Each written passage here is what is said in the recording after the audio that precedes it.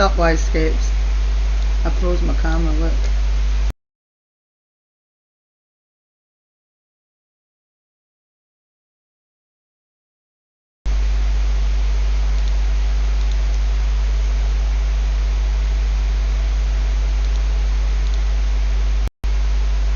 Better. That's better.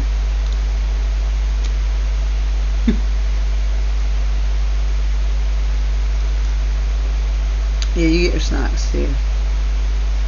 Look at other people getting it.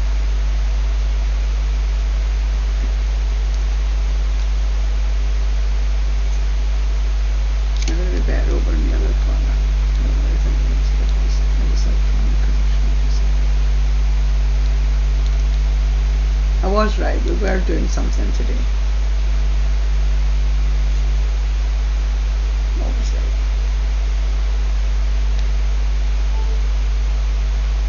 Always right. Nice kids.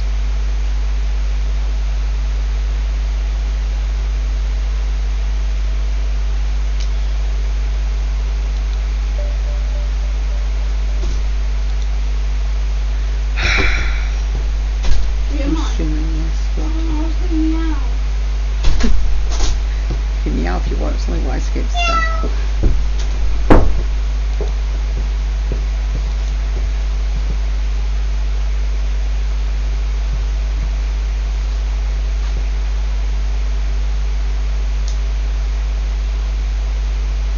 I don't even think he heard you, to be honest, because he's way against snaps.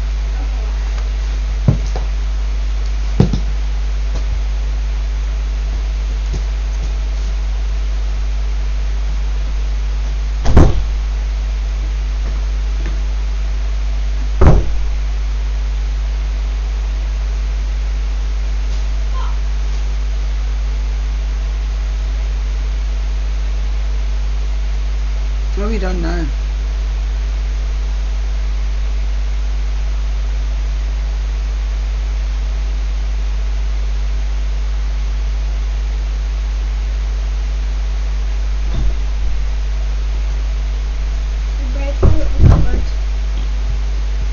It's not my bread, it's your bread. Yeah, it's out of the cupboard. Oh, you're clever, aren't you? Mm-hmm. Good job.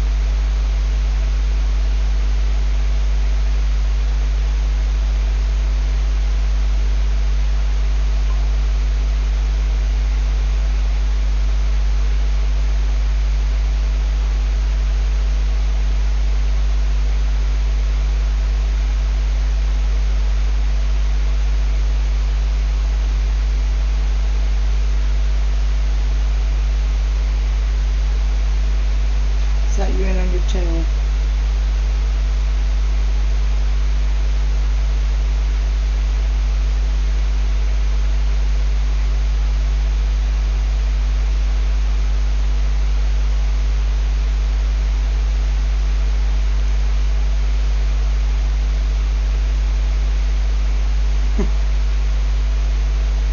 No swines here, Karen.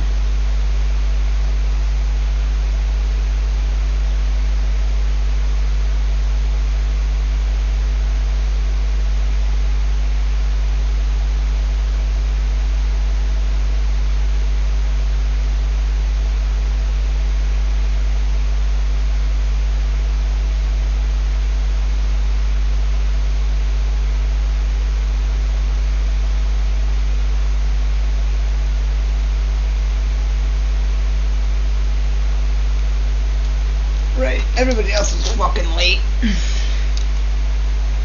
I said we were going to look at haunted roads, didn't I?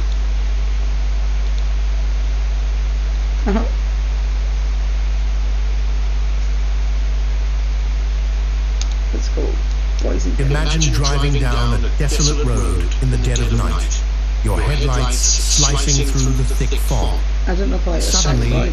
a figure emerges from the darkness, pale, transparent, and moving against the wind.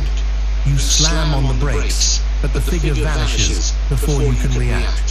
What would you do? Tonight, we venture into the eerie heart of the UK's most haunted highways, where every mile is steeped in ghostly encounters and unsettling Sorry, my big fat mysteries. head's in the way.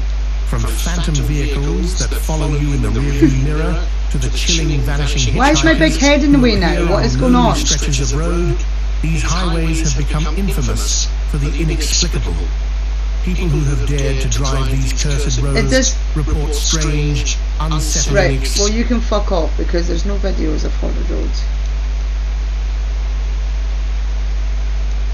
That's like...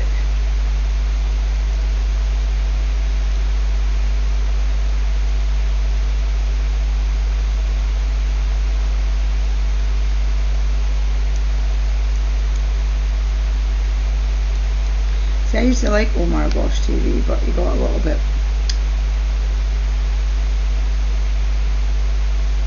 monetised, so it became a little bit fake.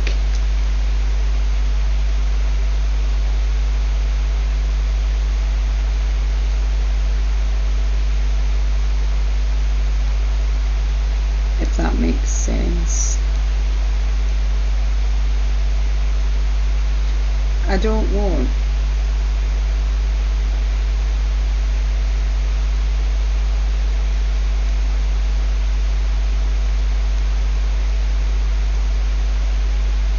Oh God.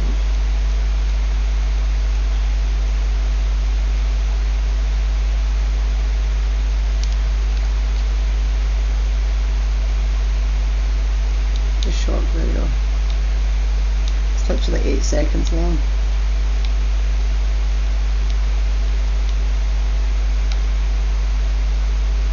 Let's see what this one's all about.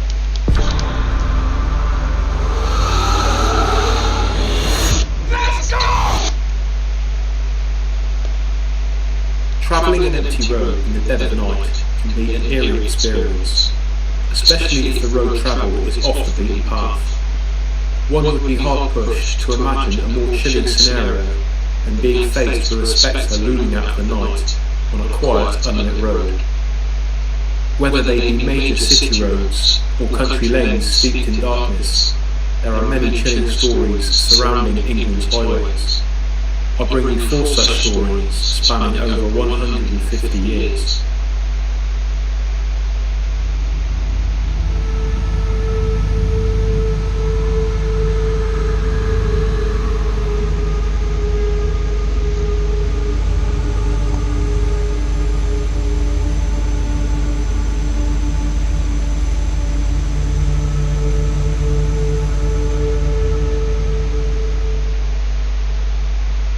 This story was originally told to author G.F. Munford and featured in his 1921 book Ghosts and Legends of South Somerset. The book was, by the author's own admission, a vague account of tales from the area, told to him as a young man in the late 19th century and retold to the best of his ability some 40 years later. This is an 1870 account from a local man who swore the story is true, no matter how unbelievable it may sound. He explained that in late November of 1851, he travelled on foot from the village of Stokes-upon-Hamden to the town of Crewkerne, where he was staying at the time. He explained that the rain fell in sheets that night, and the wind was violent and threw everything around him into confusion. He said that the darkness put on its blackest mantle to be in dreary conformity with its colleagues the wind and rain. He was in a hurry to escape the weather, so scrambled along the empty dark country roads, through ever-deepening water.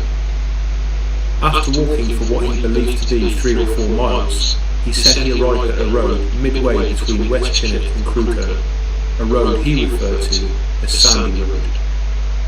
He said that it dipped into a small valley, and as he approached the lowest point, he described how the darkness suddenly became less intense as the rain poured around his ankles. He said it was then I became conscious that I was not alone, for immediately in front of me appeared to be a woman seated in the middle of the road.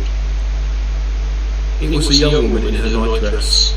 Her long dark hair hung over her naked shoulders, and the expression on her face, he explained, was the wildest and most vacant I ever saw or ever wished to see again.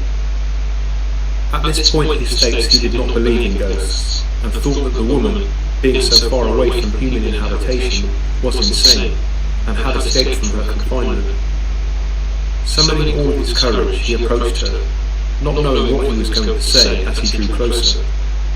He then slowly circled her as she sat in the road, calmly combing her hair, apparently unaffected by the wind and rain. With a sudden realization that he was in the company of something otherworldly, he said that the blood tingled through his veins. Quickly making his way past her, he ran up the road until he was well clear of the apparition. He stopped part way and turned to look back. She was still there, sat with her back to him. For a moment he thought he could hear a woman's voice carried on the wind which said, "Oh, why does he not come?" As he continued on his way, the darkness became intense once again, and for the rest of his journey, as he waded through the rain and mud, he replayed the event over in his mind, wondering if it was a figment of his imagination brought on by the stress and fatigue of his journey. He says that he kept his experience to himself for a long time for fear of being called a liar, but some years later eventually retold it to an old friend one day as they walked the same road. After he described to his friend what he had witnessed that night, and pointed out the exact spot that he had seen the apparition, his friend explained a bit about the history of the area, saying that the field next to the road was once called Nell Clifford's Lake, because of an incident that occurred there in the latter part of the 18th century, the exact year being unknown. It's a long story, but I'll try to retell it now with enough detail to give you a clear picture of what allegedly transpired. A successful farmer by the name of Abraham Clifford once owned the surrounding land and lived in a farmhouse which no longer stands. His daughter's name was Ellen Clifford, or Nell as her parents called her. She was an attractive young woman with many admirers, but only one of them interested her. It was a man by the name of Harry Gill, and the pair were due to be married on Christmas Day of that year. Their arrangement was known by all, including a man who would remain anonymous in the story, because there were still many people living in the area with the same surname, and for fear of offending people after the publication of his book, the author decided to leave it out. Random, eh? He was described as an ill-bred fellow, not at all good enough for young Nell. It's said that this man, a long-time admirer of Nell Clifford, was overheard saying that he would break the skull of Harry Gill before he could marry her. A month before Harry Gill and Nell Clifford were to be married, Harry was thrown from his horse one night and killed. When his body was found, there were severe wounds to his head, not consistent with those typically caused by being thrown from a horse, and many people in the area suspected foul play. But with no proof of this, the death was ruled accidental. Harry Gill's death was reported to the Clifford household, and with a heavy heart it was Nell's father's duty to tell his daughter of her loss. But he wasn't able to break the news, and instead told her that Harry had been badly injured in a riding accident. Later that day, Harry Gill's unnamed rival visited Nell's home, and gloated to the family that Harry Gill had been killed the night before, leaving Nell without a future husband. In a frenzy of anger and overwhelming sadness, Nell fell into a catatonic state. When she came to, she was in denial, telling her family that Harry was alive and on his way to see her.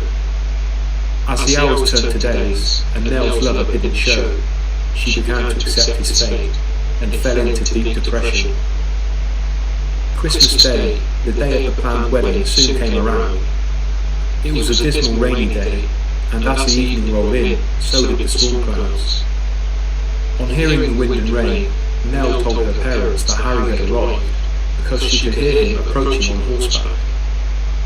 Her parents put up their usual facade, playing along with their daughter's desperate fantasy. When the family went to bed that night, Nell left the farmhouse. Some say that she went to meet Harry Gill, whom she had convinced herself was on his way. The next day, unaware that she had left the premises the night before, her parents desperately searched the grounds for their daughter. Then it occurred to her father that Nell may have taken the road that Harry Gill would have rode down to meet her. Abraham Clifford and his wife set out to the location to find their daughter face down in the muddy rainwater at the lowest point of Sandy Road. The surrounding fields and much of the road had been submerged. Some believed she had taken her own life, while others said she was too timid a soul to do so, and was simply overcome by the elements and feelings of grief and passed out in the rainwater. She was wearing a white nightdress and still held in her hand a hair comb. After this story was first published in local newspaper Ormond's Weekly News in December of 1870, the author received a letter from a reader who claimed to have seen the apparition of a woman in a white gown on the corner of a road in the area. It wasn't the same location as described in our story, but it was less than a mile away. I should mention that today at least there is no Sandy Road in the area, but there is a road called Sandy Hole.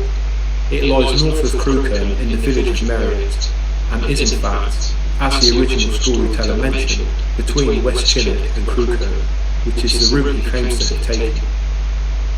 It isn't the fastest natural route today, and probably wouldn't have been in 1851, even though roads weren't as abundant.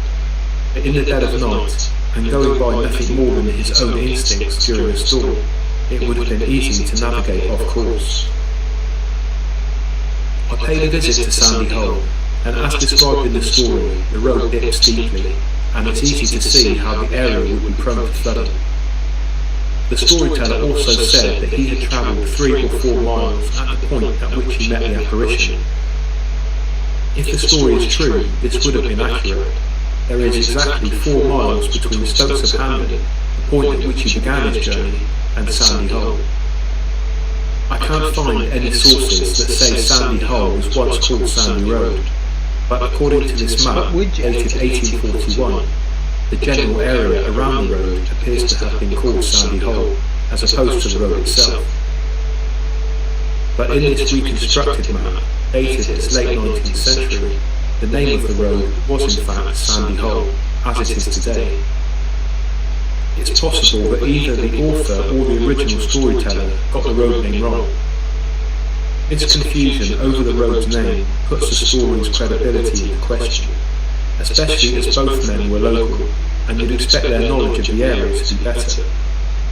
Going back as far as the 1841 census, I could not trace the Clifford family name to the village, but that doesn't mean the family were never there, as these events are said to have unfolded in the late 18th century, at least 40 years prior to the census. But with old stories dating back many generations like this one, it's hard to say for sure if the accounts are true, wrongly remembered, altered over time, or complete fiction.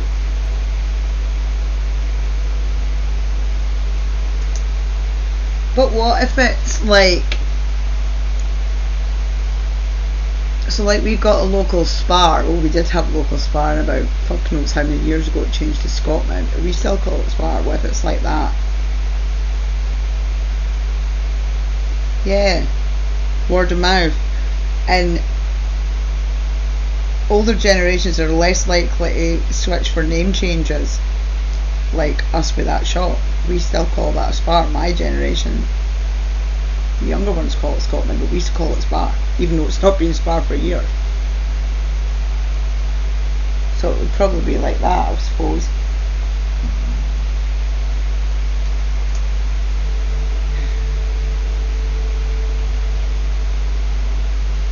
This next encounter happened in the village of Black Horton in the county of Devon. On Wednesday, January 6, 1909, an inquest was held into the death of 64-year-old Mary Jane Buckingham, who was found deceased in her bed on the morning of Monday, January 4th. English newspaper The Western Times reported that Mrs. Buckingham had told her friends that on the previous Friday she had seen an apparition in the middle of the road close to her home in Blackhorton. She explained to them that she approached what she thought to be a female apparition and then spoke to her. Giving no response or acknowledgement, the ghostly figure then faded away. At the inquest, Dr. J. H. Harris concluded that Mrs. Buckingham's death was due to heart disease, and he made no reference to the mysterious encounter. Well, why would he?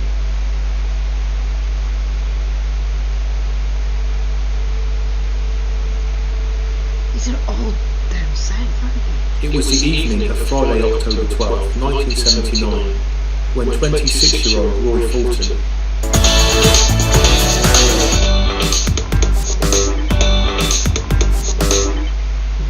cat food, arriving today with Prime.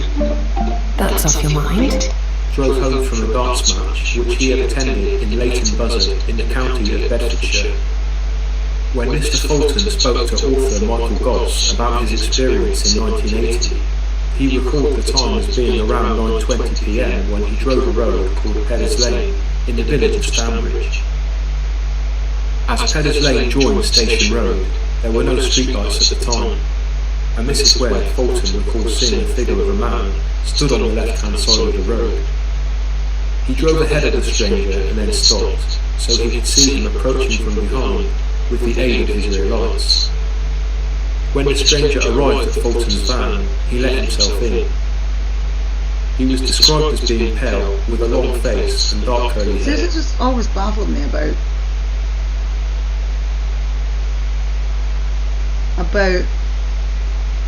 roadside ghosts. They're always full apparitions, like people mistake them for other people. So what is the difference between those spirits and the ones that we know are there but we can't see? How does that spirit conjure itself into a full body apparition that is so lifelike that people are mistaking it for people?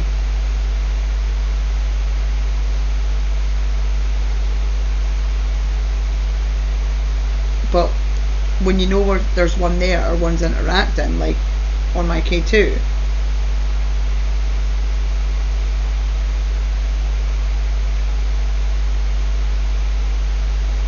is it a different energy?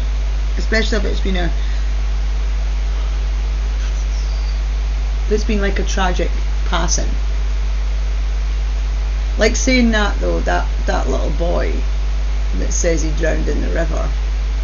I mean, I don't know if that river was bigger years ago. A lot of years ago. But me and Robin both saw him as a full person. We thought it was Cameron. So what makes that spirit different from the dust? Is it a different, I don't know. It's weird, isn't it? It's weird. Is it more like because we're expecting when we interact? When we're interacting deliberately, we're expecting, aren't we? Or we're waiting. Does that have something to do with it? I don't know. It's baffled me. I've just like totally baffled myself because that's like the first time in my life I've ever thought of that.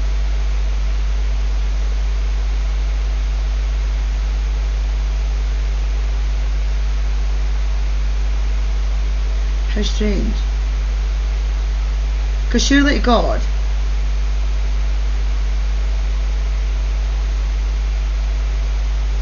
I don't get it. I don't get it. What is the difference between them? It's the same energy. It's the same.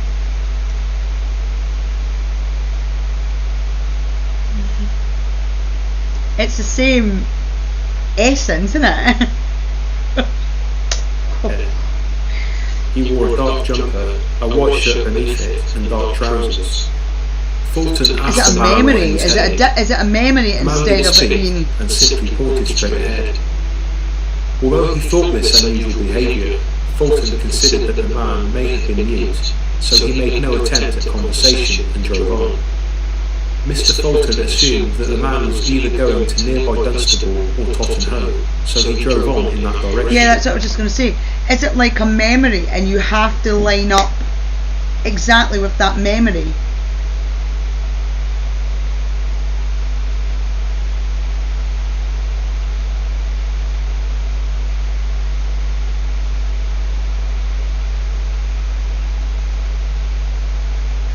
Same place, same location, same weather, maybe even for the energy off of that. Yeah, I fucking saw you. Camera saw that too. Yeah. So like, just is that's more likely to be residual, I would think then. But that makes no sense because that little boy that we see, me and Robin saw, was upstairs. These houses weren't built back then. So the residual energy will only be residual where it happened. It doesn't go upstairs because it didn't exist. It's a memory. It's like replaying a video on YouTube. It's an echo in time where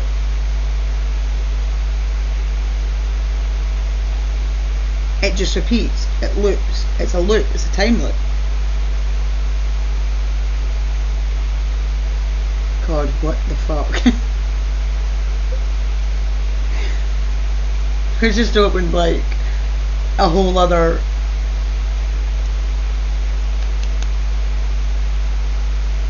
that's really strange. You can hear it, yeah, that. Do you remember that place in Scotland where they nicked the stone? The American woman nicked the fucking stone and then sent it back. You can hear the echoes of the battle from there. I've seen videos of people, and I think it was in America, where they were looking at a tree line, and it was a tree line where back when there was civil war, the soldiers had ambushed from behind this tree line, and they were so far away from it, but you could see the tree line and you could see the soldiers hiding in the trees. You could see them. I'll need to find that because it's on YouTube. He recalled that 5 or 6 it's like an echo in time that's just stuck on wood. To offer him a cigarette. To his horror, the passenger seat was empty. He slammed on his brakes and swung around to check the back. Nothing. The stranger had disappeared. After a few moments and reluctantly accepting the situation, Fulton drove on. You would shit yourself, seriously, wouldn't you? He ordered a large scotch and related his experience to the landlord and disbelieving bar patrons, before heading to Dunstable Police Station, where he reported the incident and asked if there were any similar incidents on record. Police told him that it was the first they heard of a phantom hitchhiker. Fulton's story, according to an Inspector Rowland, raised a few eyebrows at the station, but he admits that they did send a car to investigate the scene. On October 18, 1979, the story appeared in the Dunstable Gazette under the title Night Ride Riddle, but it wasn't Fulton who contacted the paper. The story had found its way to Roy Fulton's friend's wife, and then passed on to Mrs. Anne Court, who was a local news reporter for the Dunstable Gazette. Her story appeared on the Thursday, October 18th edition, and the following day she was contacted by the Sunday Express reporter Sally Staples, who made the story national news when she relayed it a few days later. No one ever contacted either paper to report. But there is some any interaction there. He pointed. He didn't speak. But he pointed, so there was enough intelligence behind the apparition for it to understand what it was being asked. Again, lining that up time-wise, if it was a time thing, that would be impossible.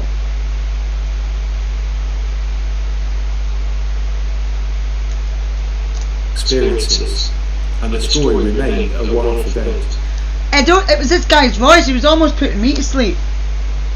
Author Michael Goss, in his 1984 book The Evidence for Phantom Hitchhikers, questioned Fulton's sobriety, pointing to the fact that he had been drinking that night.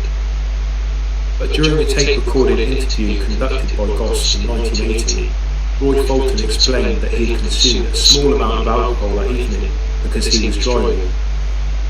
He also mentioned that his profession as a carpet layer relied on him having a driving licence, and that he wasn't prepared to gamble his livelihood.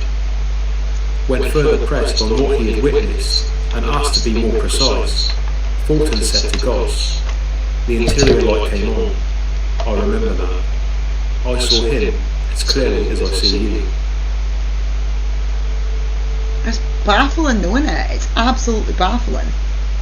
They are essentially there.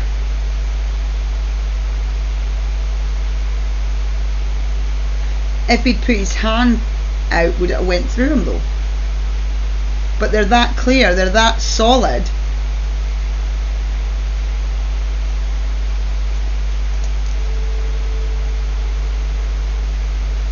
Sorry.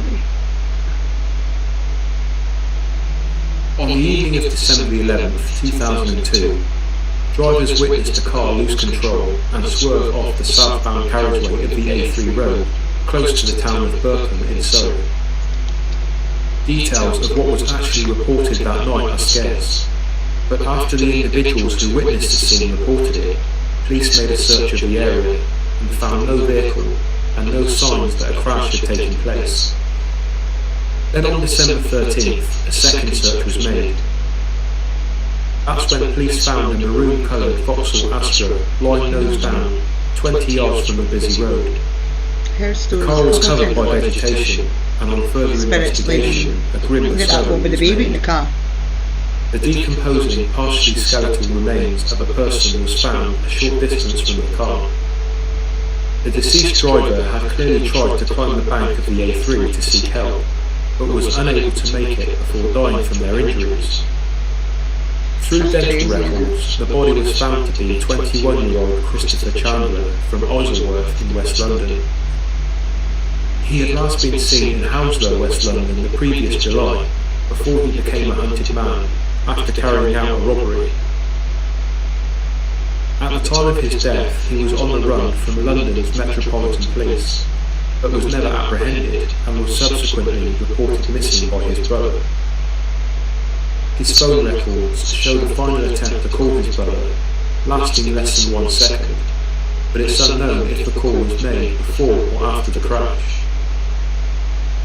Coroner Dr. Karen Chandler, no relation to the deceased, said that it was likely that Mr. Chandler had died because of the crash, but there was no proof and the cause of death was left as an open verdict.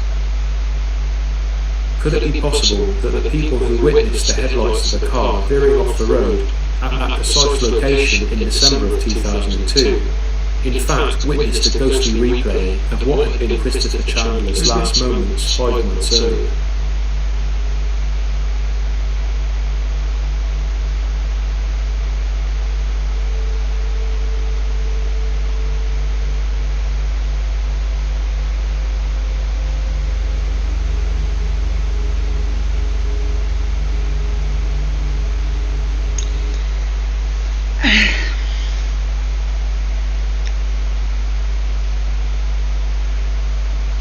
It's weird though, isn't it? It's very strange. Why are roadways so much more Claire? Why are roadways so much more, why are they so active? I mean, I get like car crashes and shit happen,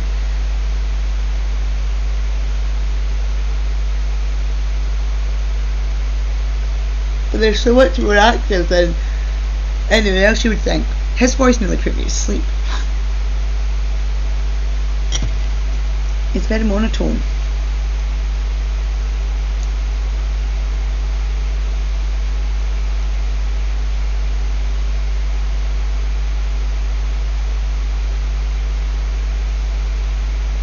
We don't want ghost stories, we don't want to snooze.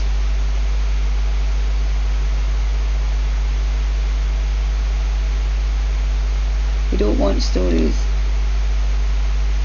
Stories are just boring. Stories make us want to sleep. We don't want to sleep.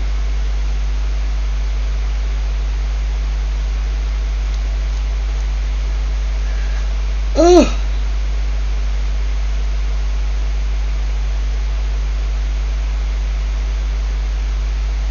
We'll need to look at that 30s drive.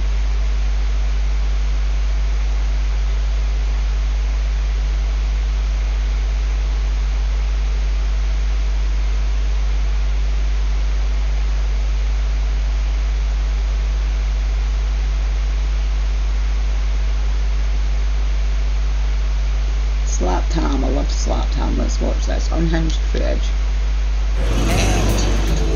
Yeah, I have a theory though why roads are as haunted.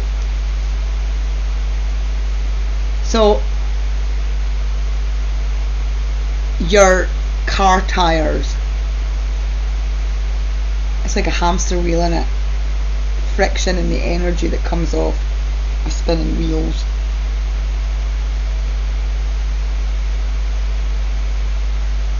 But I just don't get the difference between the apparitions. I just don't get that. I also don't get if it's a time loop, like footsteps up old staircases. It's like a memory or replay.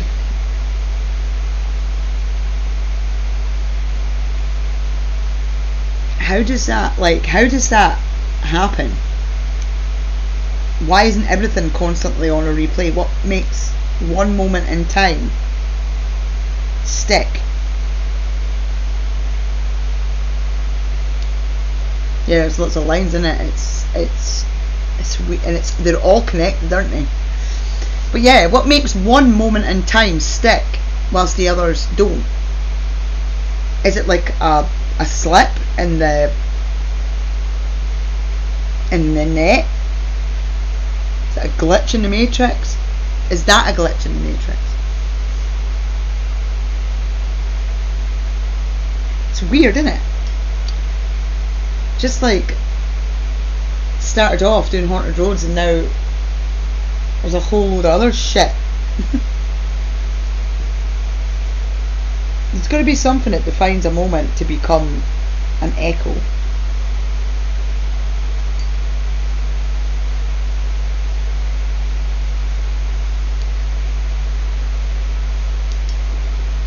Because like all these ones with people walking up and down stairs, or the noise at the same time every night, somebody walks up the stairs and then walks back down. There's nothing monumentally epic about that. So why does it stick? Is it the spirit itself being monumentally epic? But then I don't know.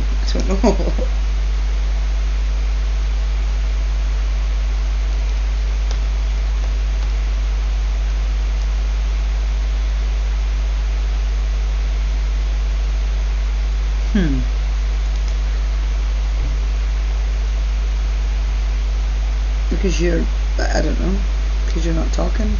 She sent more emojis, I don't know.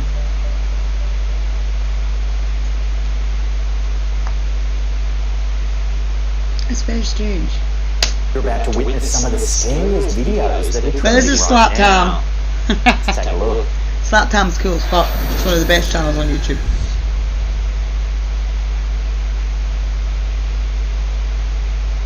Peculiar video surfaced on Instagram recently, courtesy of the account The Confessionals Podcast. The footage, captured in India, shows a truly bizarre scene.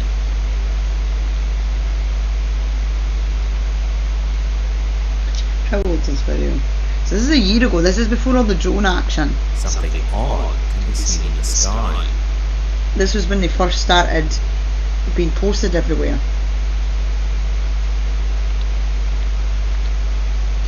But again, How do we know it's not AI?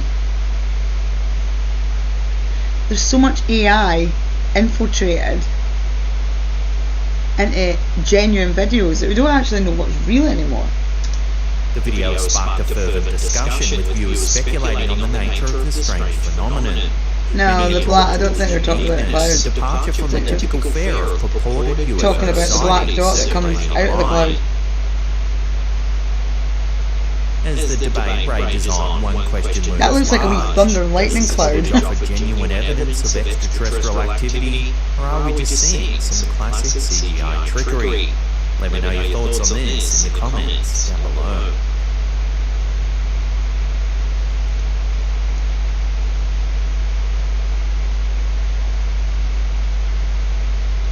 In 2015, a homeowner in San Jose, California, Bikram Singh, discovered that his home had been broken into. Some valuables were stolen and the incident left a haunting impression. Detectives suggested that the family install a home security system to protect from further incidents. Then, on May 8th of that same year, the newly installed security system captured a harrowing break-in. At 10:55 a.m., two unidentified men are seen entering the property. Like, he's not even wearing anything They nice. walk around the back. Like, I get that they probably don't know there's CCTV there, but Byron unlocks, sliding the door. snack timescapes. I've got to put this up here because it's crispy, crunchy. After a brief search of the kitchen, they grab knives from one of the drawers.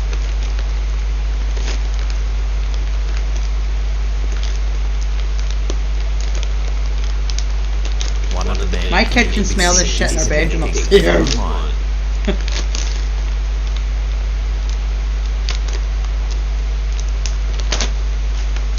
Before long, the intruders hear noises coming from the upper floor of the home. They rush upstairs. So good. The homeowner's sister-in-law, mother and their child have barricaded themselves in the bedroom after hearing the men Oh, in the break house. into the home.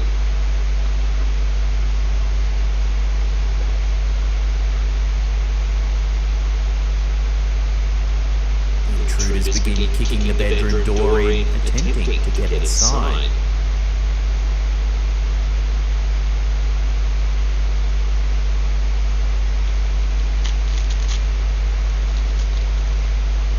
The women and child retreat further into the bathroom, once again locking the door.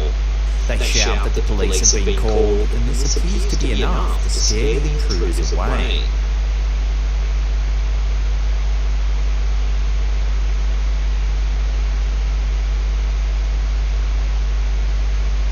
According to police reports, one of the two suspects involved in the terrifying home invasion surrendered himself to authorities on the following Wednesday morning.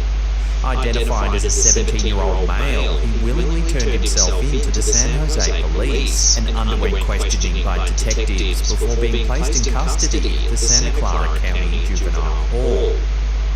Fortunately, no injuries were reported during the ordeal. Reflecting on the traumatic experience, homeowner Bikram Singh expressed the lingering shock and distress caused by the invasion, emphasising the need for security measures to protect against such incidents in the future. Why should everyday normal people have to keep The eerie themselves world safe of from old photographs never ceases to intrigue and occasionally send shivers down our spines. Recently, a particularly unsettling image surfaced on social media. Uploaded by the account Sharpay app on Facebook, the photo transports us back to 1917 Russia, featuring a seemingly ordinary boy posing in his home. At first glance, it appears like another. It's such a good time to eat bruschetta.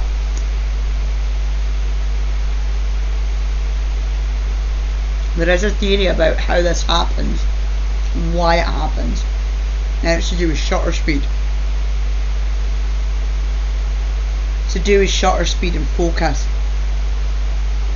But I'm just going to move about this a bit, please. So, Oh, Mom!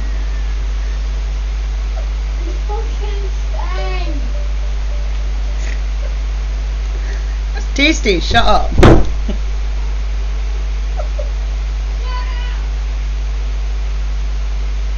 She fucking hates it. Now the relic from the past. It's to do with shutter speeds. To a bygone era. However, closer inspection reveals But a chilling anomaly. if it's as old as it is and it's a genuine photo, there's really no explanation for it. But it's not reflecting what it should be. Instead, we see the boy looking straight at the camera, when in actual fact we should only see the side of the boy's head. Since its emergence, the spectral snapshot has ignited a frenzy of speculation. Some are quick to dismiss it as a clever manipulation. Others, however, find themselves drawn to the mystery, contemplating the inexplicable and the realm of the supernatural. Yeah. TikTok is buzzing with speculation after a chilling video surfaced shared by user DGP2021. Take a look.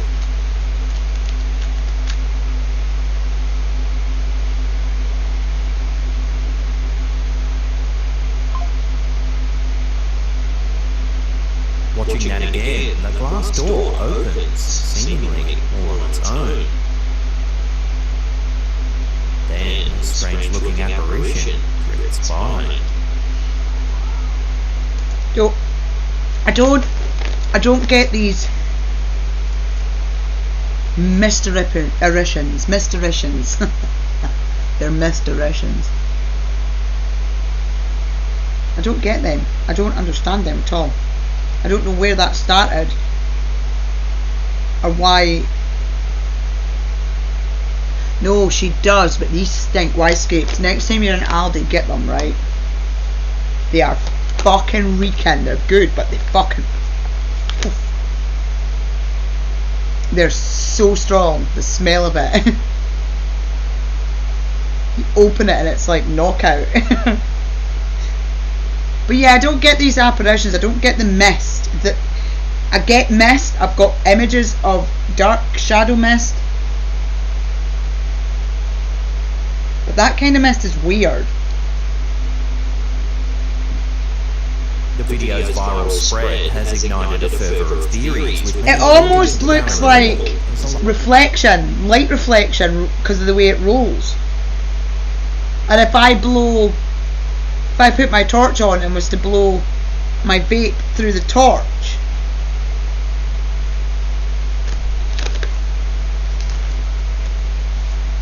let me just check and I'll see if it works, because it'll work on I can record it later.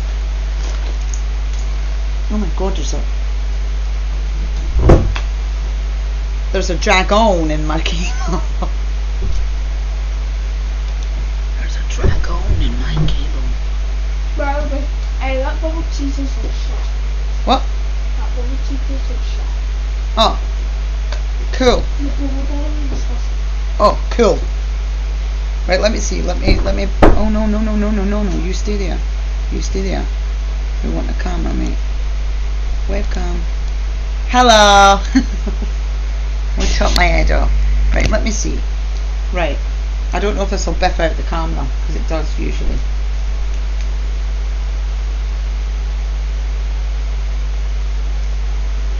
It's biffing out that camera. Well, okay. Let me see.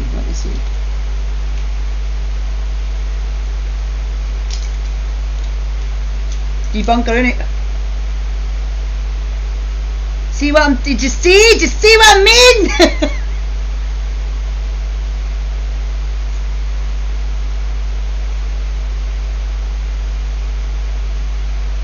That's what that looks like. Am I right?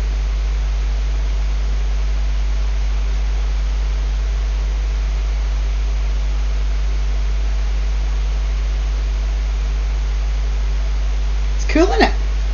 Atmospheric as fuck.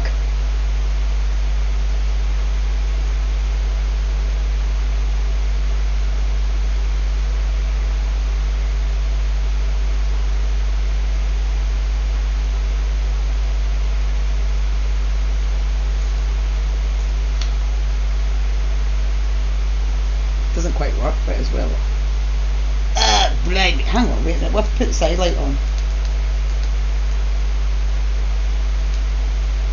Oh no, hang on, look at that. Spooky, spooky.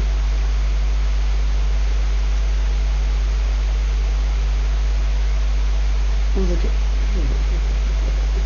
Yeah, you get what I mean, right? Cut the from my camera towards the night vision. That's what that looks like. Where's my bush at? Come to me.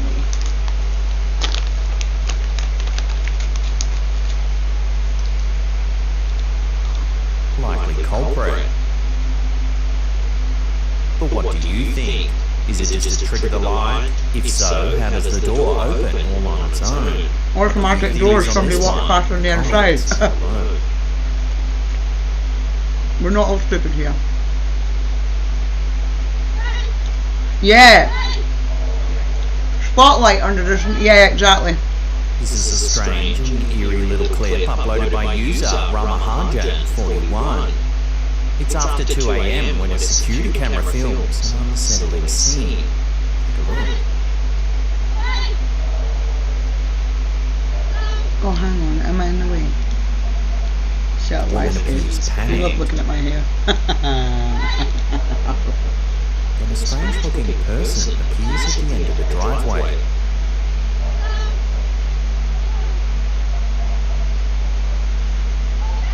It's clear that the woman is being followed, but by who or what? Keen-eyed viewers have noticed that the person appears to materialise out of nowhere. No, he doesn't, because if you watch, you can see him all the way back here.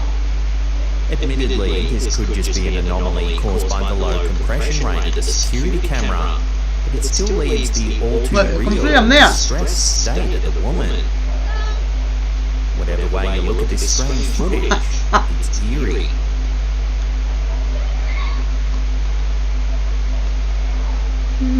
Virgin Games, introducing Jackpot Plus, which makes a winner every 10 seconds. Play now on Virgin Games. A recent post on our Slapcam community Facebook group has sent shivers down the spines of camping enthusiasts everywhere. Mike Collins, a member of our group, shared a bone-chilling image captured during a camping trip to Edinburgh in Kent, United Kingdom. According to Mike, the photo was snapped around 3 in the morning after his family was abruptly awakened by eerie noises just outside their tent. The image, taken by a family member, okay. Disturbing sight. We don't have monkeys in this country, do we? A tall, ghastly-looking figure amidst the tree branches. Alright, you gotta admit that's pretty fucking terrifying. That's pretty fucking terrifying. It's not a person, there's no clothes on that fucking thing. Unless they're in...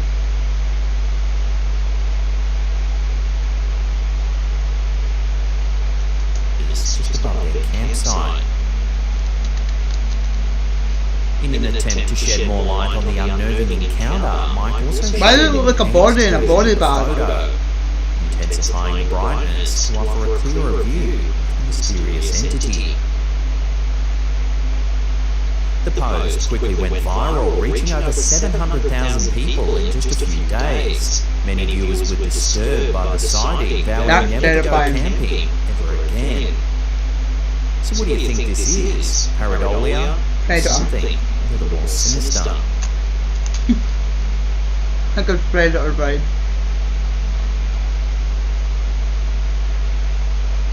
A wild video is currently captivating Instagram users, courtesy of a user known as MySpace. That size. What fucking balloons do you have down there? Oh my god. This footage captures a breathtaking spectacle. Lightning strikes illuminating an erupting volcano nestled in Achatenango, Guatemala. But that happens all the time. Lightning bolts repeatedly pierce the volcanic plumes. I can remember one story. You know how you get like fucking life-size Spider-Man balloons? The helium balloons. Where it got stuck up a tree. And it was terrifying people. And it was a fucking Spider-Man balloon. Why are people so surprised that lightning strikes volcanoes? Did they not pay attention? I'm joking. Comments on the post reflect the collective astonishment at witnessing such a rare phenomenon. All that is sped up. In most cases it's not. It's just because there's not a lot of smoke coming off of that. No.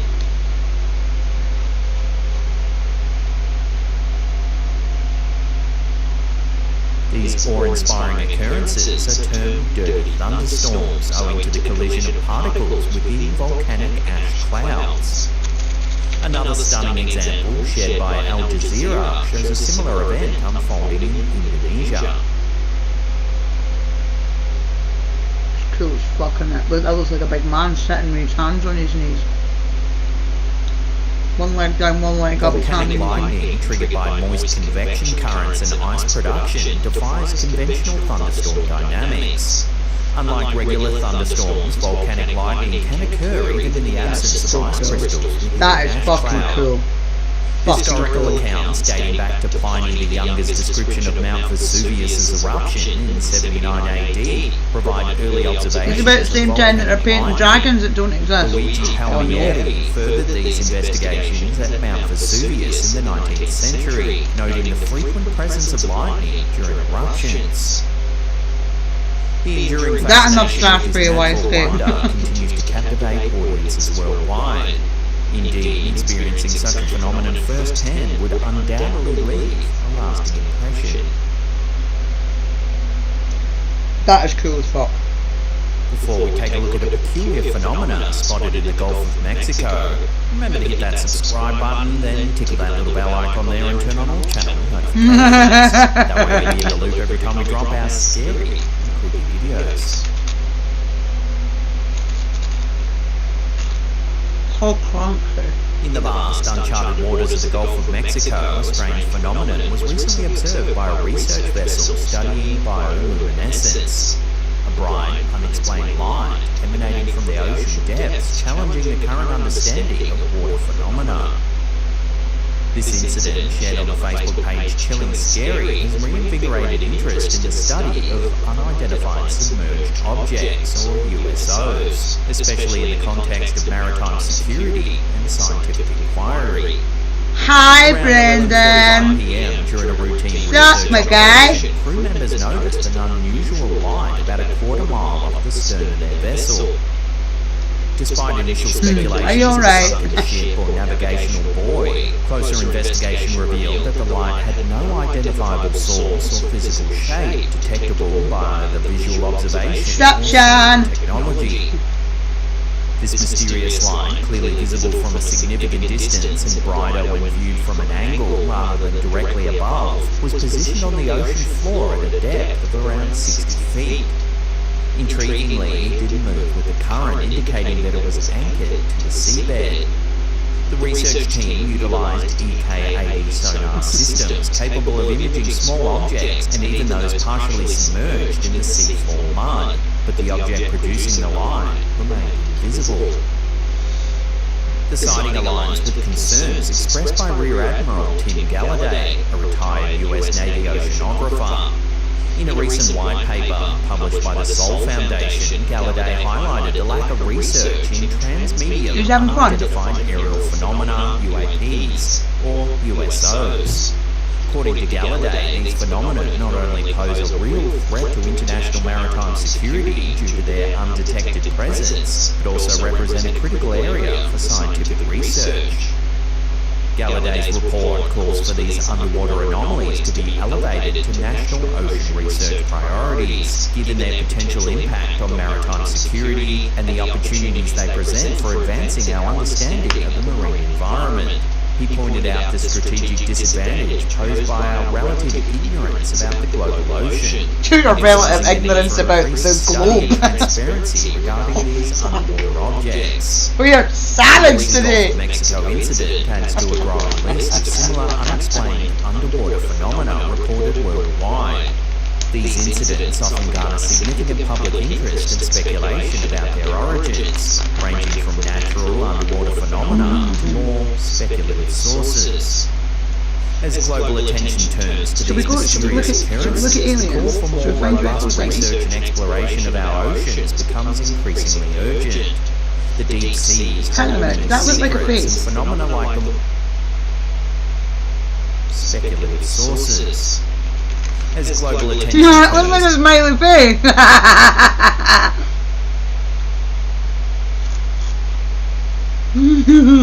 It looks like a smiley face. Where the fuck are you going, white skits?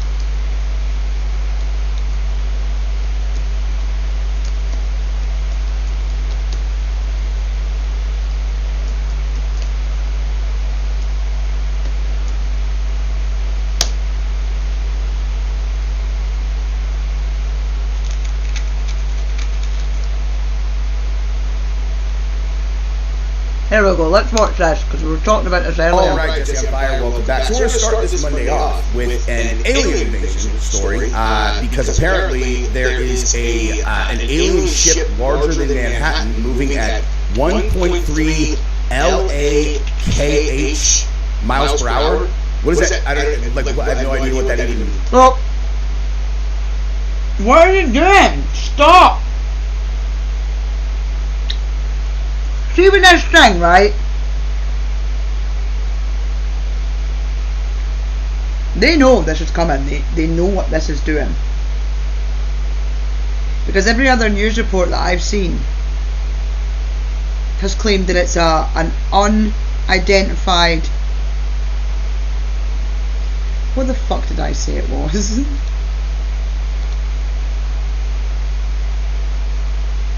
An unidentified mysterious intergalactic object. Oh fucking my fool, wrap your lips around that one.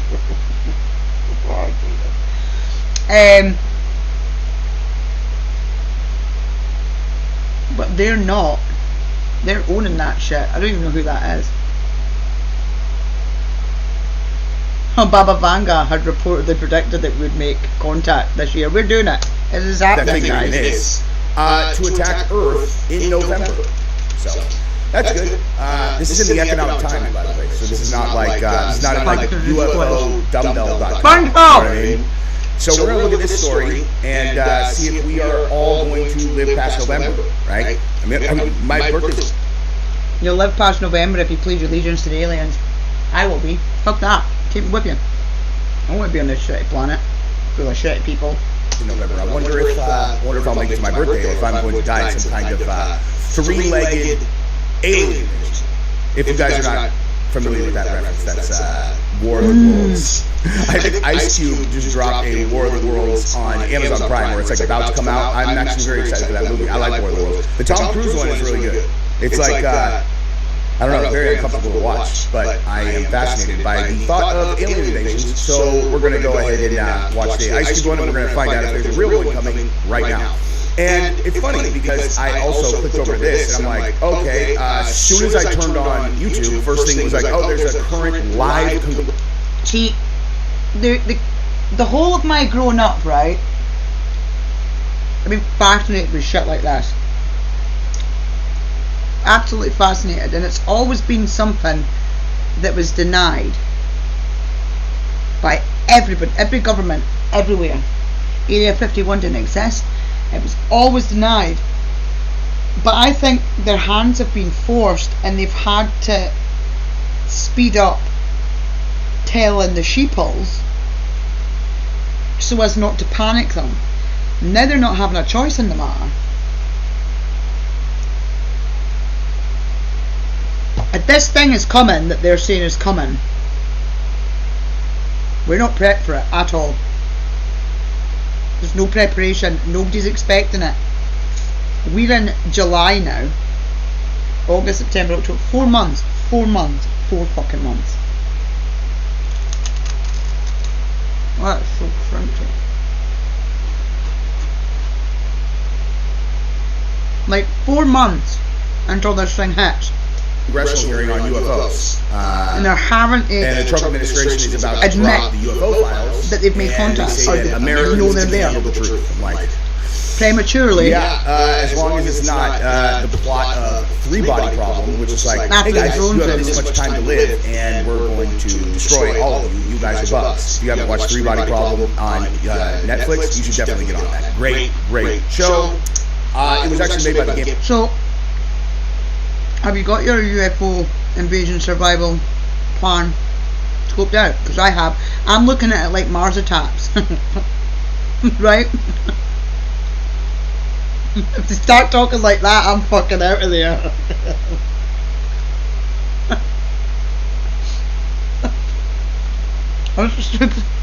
They start talking like Mars attack aliens, I'm fucking gone. Game of Thrones people. Now, I have a whole segment after this with Rogan in it where he and Tucker Carlson and someone else are talking about the alien problem.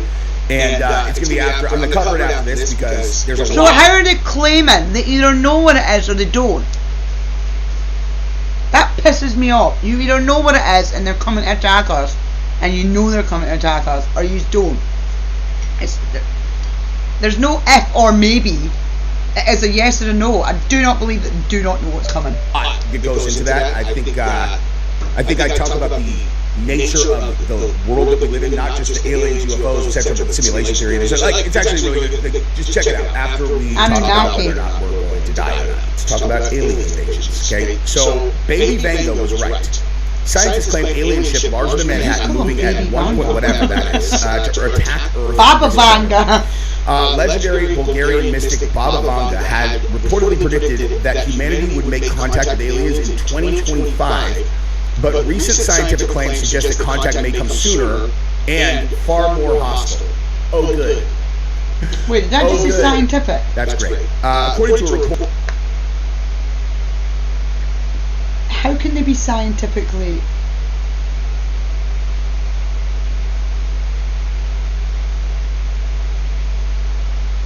Baby Vanga girl. How can they be scientifically claiming?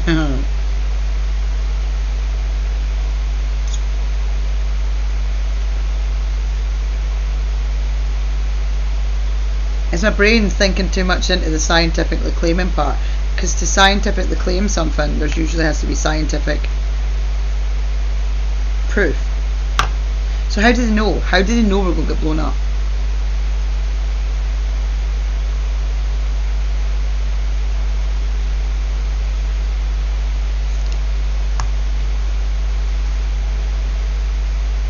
But it may be heading towards there. Because scientific evidence claims, but it's still a maybe.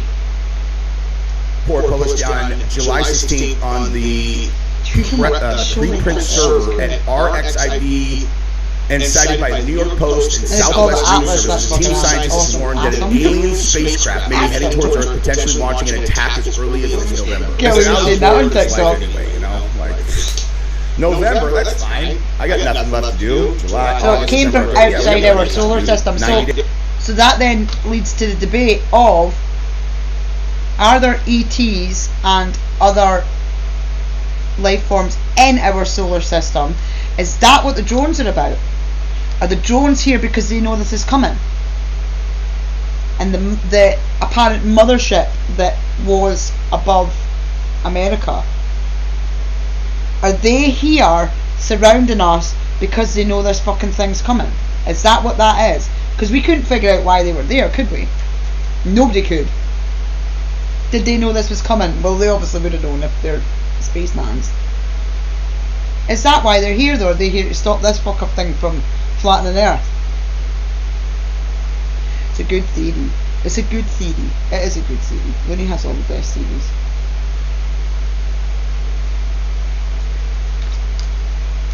Yes. Awesome. The object in question, named 31/Atlas, was first detected July 1st and is racing towards the sun at over 130,000 miles per hour. Just a day after its discovery, astronomers confirmed that it originated from outside our solar system.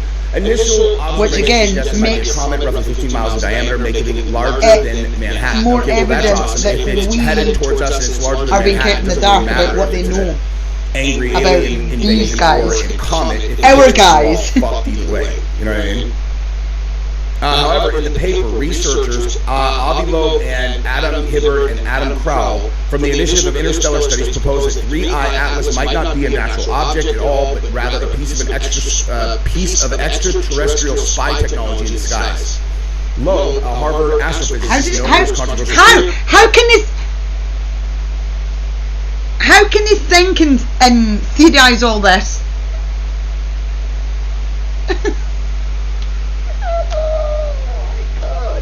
They told us aliens didn't exist. How can you theorise all this? 2017 object Oumuamua could have Without been some a knowledge. Renaissance probe argues that 3i/Atlas displays several unusual characteristics. Given like including 2 a years new ago, they were trajectory denying exceptionally all high and speed. any Those anomalies he suggests could point to an intelligent alien life. origin. He noted in the object's path through the solar system allows We are it to surrounded pass by to stupid Jupiter, people. or pass close to Jupiter, Mars, Venus. An ideal opportunity, he says, for aliens to covertly deploy surveillance gadgets on these planets. What's more concerning is that when 3i/Atlas reaches its closest point to the Sun in late November, it will temporarily vanish from Earth's view. Loeb suggests this may be a deliberate move to avoid detection by Earth-based telescopes, possibly the moment when alien technology could be dispatched towards our planet. This sounds like fucking nonsense, but, you know, listen, dude. Okay, I don't know. This guy's probably a lot smarter than me. If 3i/Atlas is indeed a technological artifact, it may support the Dark Forest hypothesis, the idea that intelligent alien civilizations stay hidden to avoid detection by potential threats. And he says the situation might not just be surveillance, but a precursor to a potential alien attack, urging that defensive measures may need to be considered. Whether the object turns out to be a comet or a cosmic Trojan horse, the scientific world and the public will be watching closely as November approaches. Yay, guys. Okay, that's great. That is absolutely great. So All what right, aliens do we pledge allegiance to? let's listen to this. How do we know? We're going to talk about this in detail. Tell you if they start But we're gonna whacking start right like here Mars because, attacks fucking aliens. Generally speaking, Rogan and I think, have Heavy objects. kind of views on UFOs, and he said something here. I watched this last night, and he said something here that I was like, dude, I'm like directly aligned with this, and I wanted to play that for you, and then. Yeah, but see the thing is with that, Scapes, and that is a very, it's a very blind way to look at it, because before, when we had all these stories about aliens coming and asteroids taking out the Earth, we never had confirmation from NASA and the the sciences that are behind all of that area admitting to us that these things are here, that they exist. That was never ever given to us before. Now they are, and now all this is happening. So that makes me think a little bit more that they're trying to prep us for what they know is coming. We never had the confirmation. They always denied UFOs and aliens and other life forms. It was always denied. And now it's not being. They are openly saying that we are walking among ETs, or ETs, aliens, whatever you want to call them. We just don't know because they look like us. They are. But no, I don't. I would say we're more likely to happen now than it is for 2012 and any of the other invasions before, because we now have that confirmation, and we're now being told when they receive communications, they're putting it out there.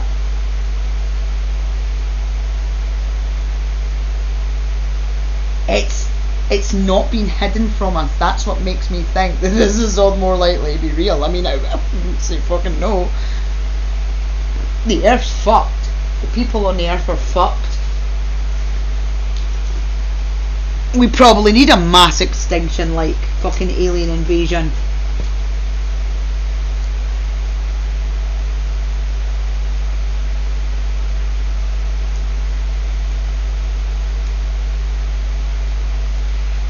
Again, like with the likes of before, like you're talking about there, like Egyptians, and they've that picture. There's always been one incident. I think it was probably even say it was an incident.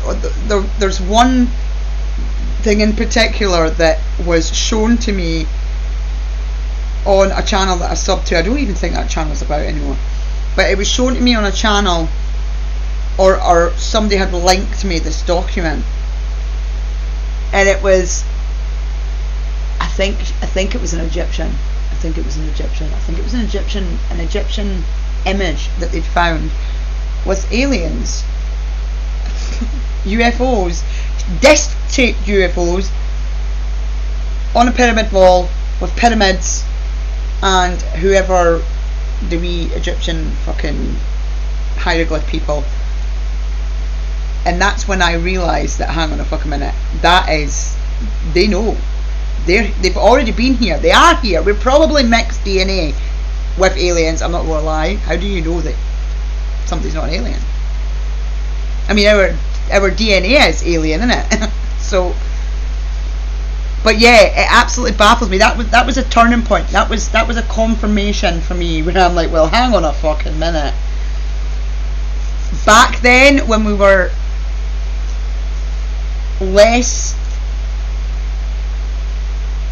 more primitive, weren't we, back then, hundreds and hundreds of years ago, and they are drawing, like I said earlier, dragons and shit.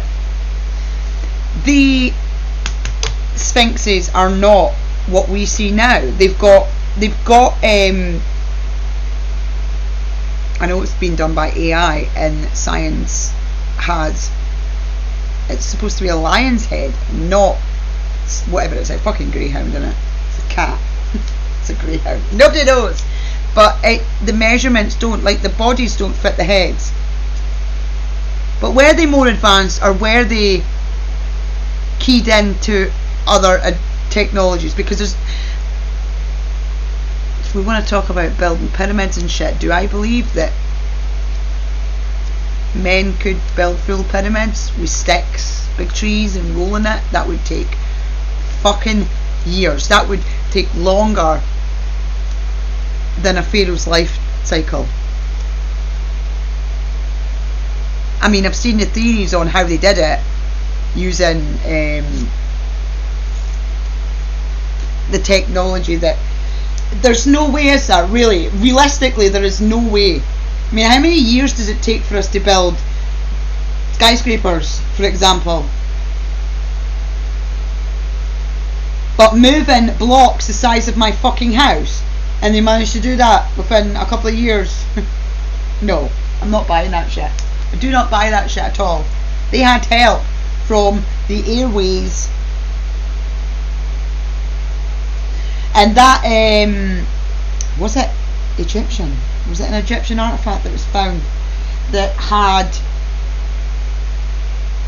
somehow, it was almost like they had dremeled the design into this artifact, and there was no technology back then to be able to do it. I don't even think it was way more advanced. I think they just utilised, and there was probably an allegiance with these beings that we lost somewhere. Yeah, it was not something that could have been done back then. The way that it was cut in. But I think there was some sort of allegiance, and we've lost it somewhere. I don't know whether it was, I don't know, we lost it somewhere. We lost that allegiance with the skies. Don't think it was necessarily that they're more advanced. I think we lost that allegiance at some point, and then society changed. You get all the religions coming in, trying to herd to their corresponding corners in the room, and because it's heavily scripted, rules, regulations, you can do, you can't do, we are done. It's like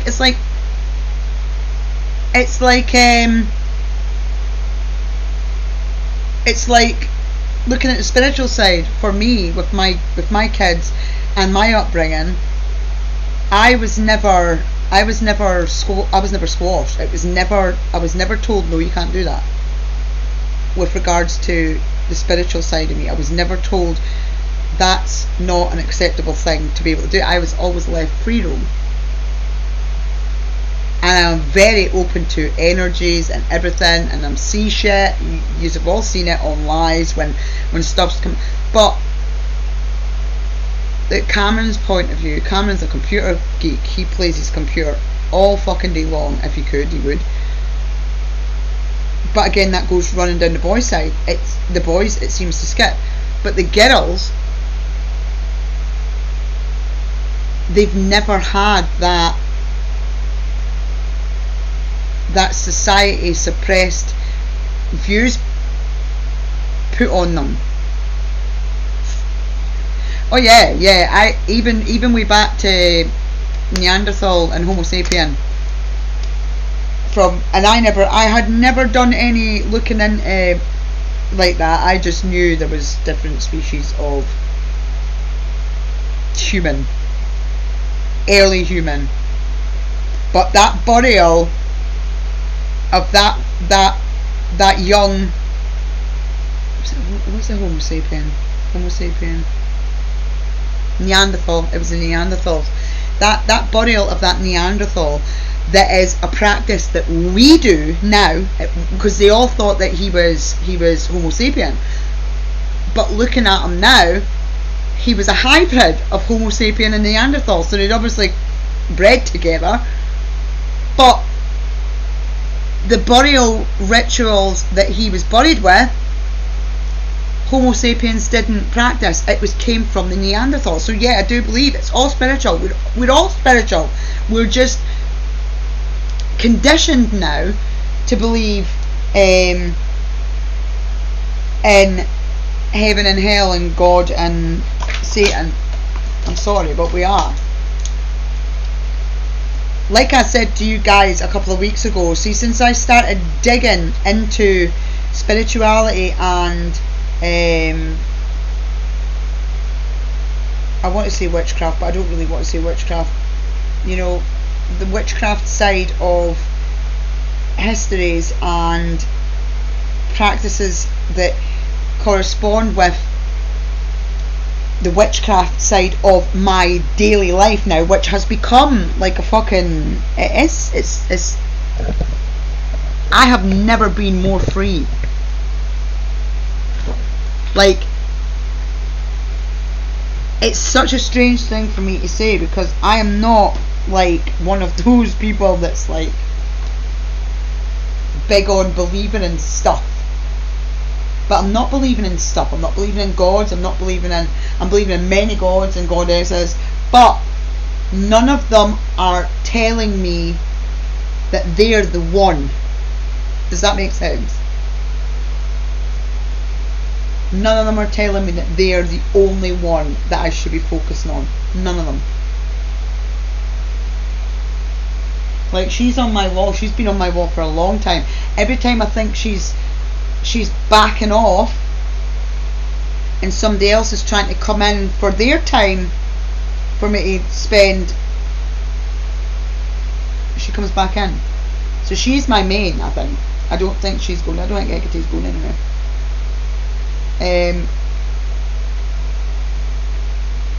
Exactly. We don't even work. Yeah, we work with them. We work with them, not for them. There's nothing forced. Like, you've seen Leah threw something at my wall and I went, oh, like that. So you just talk shit at Hecate and she has no idea, because I'm not forcing that shit. She wants to look into gods, goddesses, and I will call them gods and goddesses even though they are banished. I don't give a shit. They are gods and goddesses in their own right. It doesn't matter to me what side they're on, how I'm working with them. They are goddesses and they are gods. But it's never forced. It's never forced. And that is one of the things that bugs me about deeply religious families, in regardless of what culture. It's forced. Nobody is allowed to make their mind up. They're brought up being taught it like it's scripture. They're brought up being scripted. It is scripted. And it shouldn't need to be. If it's such a natural thing, and it is the right way, it shouldn't need to be forced on anybody. It shouldn't need to be forced on anybody.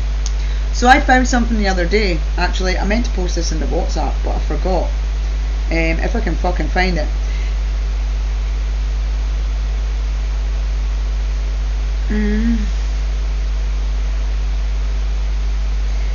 It bugs me. It really bothers me when Leah comes home and she's talking about. So this is where we'll get into a wee bit of a discussion, right? Virgins. Virgins signify what? Purity.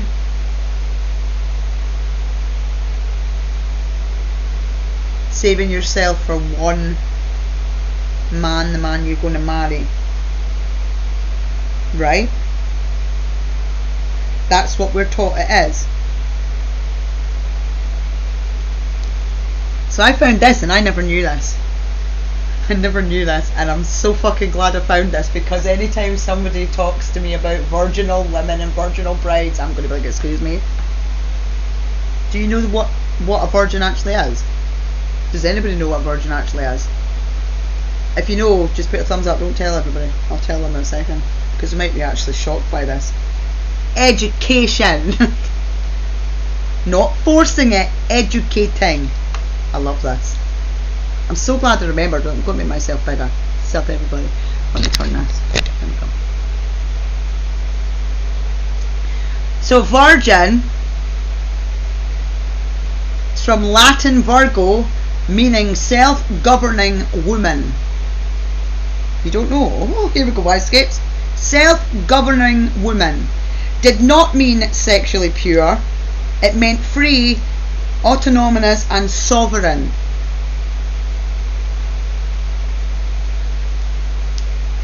Virgin equals whole unto herself.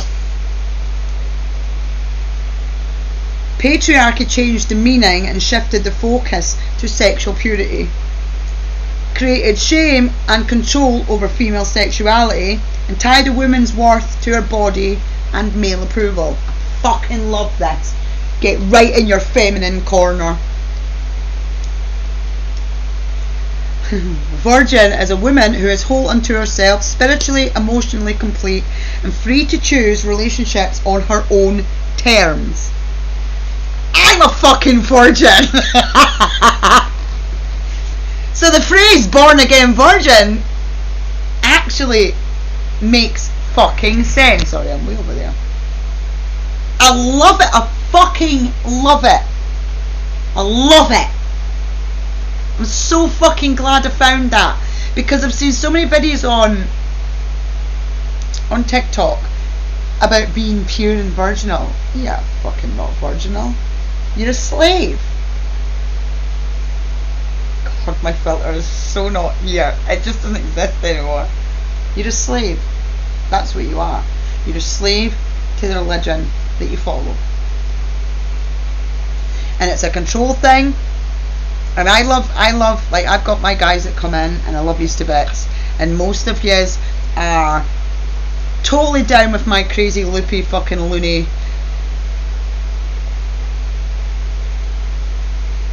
and yous have so much respect for women that I know, me as a woman, Karen, Joe, Claire, yous all have so much fucking respect for women, and yous fight in our corner with us for what should be free to us as people, not defined by our gender. God, get your soapbox, Looney. And I love yous for it, because it's like, I'll say shit in the WhatsApp and Wisecapes will be like, yep, totally agree. And it's like, we'll then have a discussion about this, that and the next thing. I just love it. I just love it. You guys are awesome. You tolerate my bullshit, man. Exactly. Even if they're like, what the fuck is she on today? There's no like, get back in the kitchen, Looney, go bake a cake. There's none of that shit. There's none of it. It's like an there's no perception of what a woman should be. Like, I am not, like, I can't over sexualize myself. I can do that if I want. Oh my god. But I am not one of those people who, see, now this pissed me off when I first, fuck is my hair doing? Yeah, this is one, I'm one of those people, right, that I have always said, I think me and Karen, I think you've probably had conversations about this, these girls that flaunt themselves, that totally over sexualize who they are to get ahead in life. They use their bodies to sell themselves, and I don't mean that as in like corn. I am wholly female, you can tell, but it's not,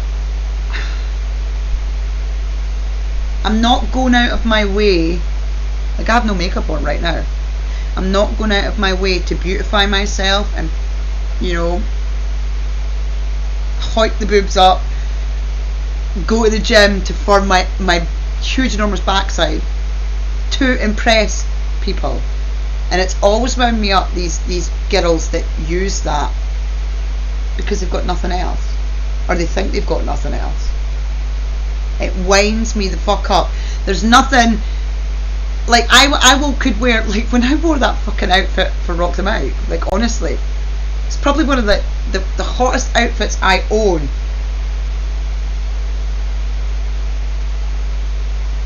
But it wasn't to impress everybody else, it was to give me a moment, if that makes sense. I had my Cher moment, guys. And that's like, and everybody's like, we don't want to look at your bum, we don't want to look at your bum, we don't want to look at your bum, we don't want to do it. And I'm just like, I just had my Cher moment, fuck yous, I'm cool. It's not, it's weird. It's weird because I've always been like that. I think that annoyed a lot of the girls when I was growing up, because nothing I do is sexualized. I've never been that way. I can turn it on if I want. Exactly. That was a me moment. It was cool for you guys because you got to see me do something totally fucking what the fuck.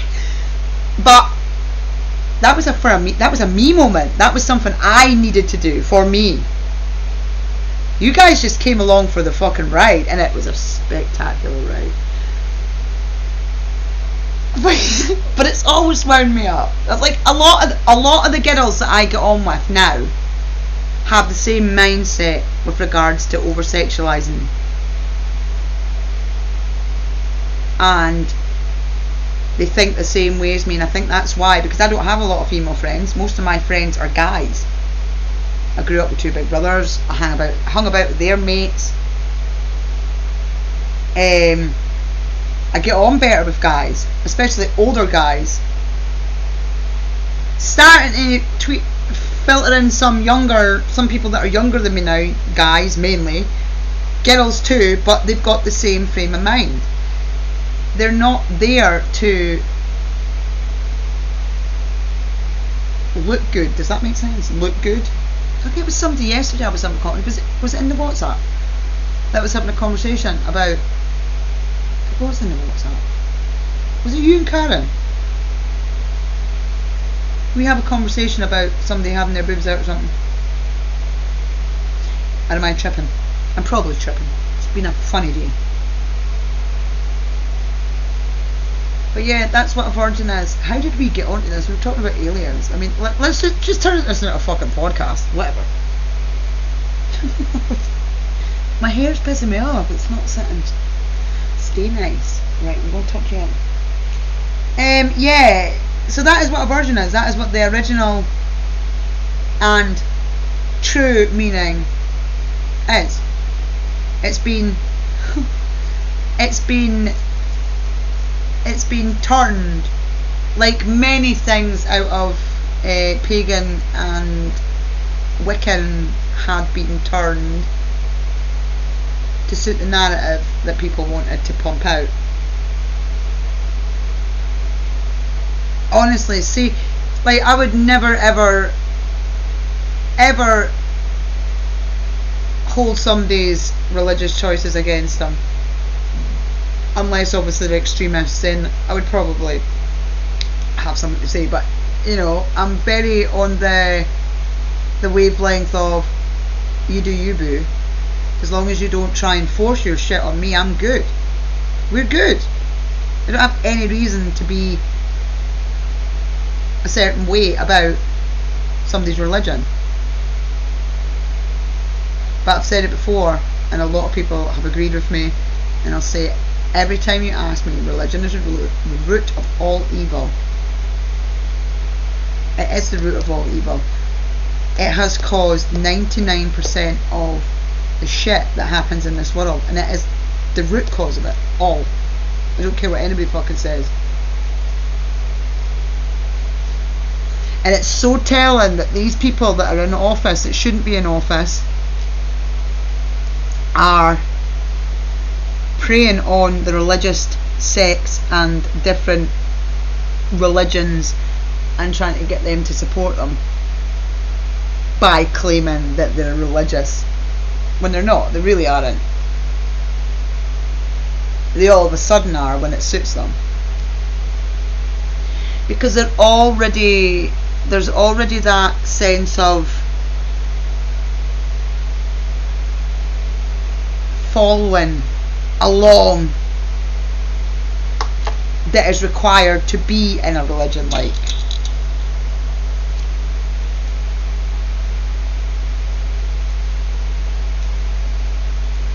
some of the extreme Christians that I know are the most judgmental, nasty people on the planet. Like, I'm not that they are so judgmental. All the judgment comes from religion.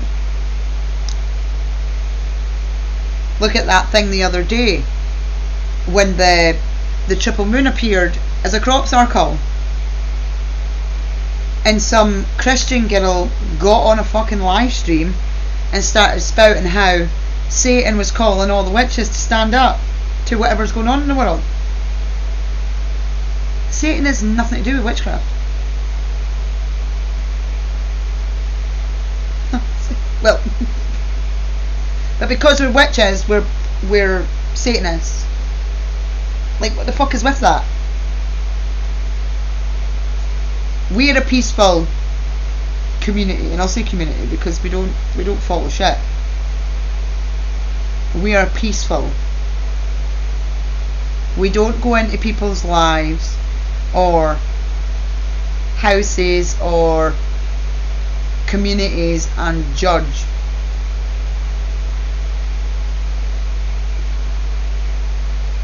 We don't. We're not.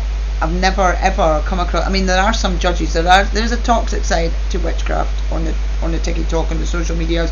There's a toxic side to every community, and sometimes people get too big for their boots, and they spout some shit, and then they regret it because we let karma deal with them. We don't stone women for having an opinion. Oh Jesus Christ! Somebody gag me.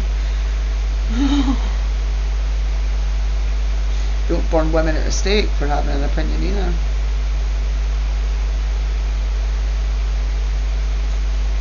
Who said that? What's happening, Wildskate? What's happening? All day and yesterday. Jumping timelines, man. Tell you, jumping timelines exists and it works. And I think I've been on 3 different ones this week. Last night was a big change. I might stay on this one. I kind of like this one. I kind of like the unfiltered Looney. Seems to have unlocked the smarts in my brain. I mean, they were already unlocked. I just chose not to use them.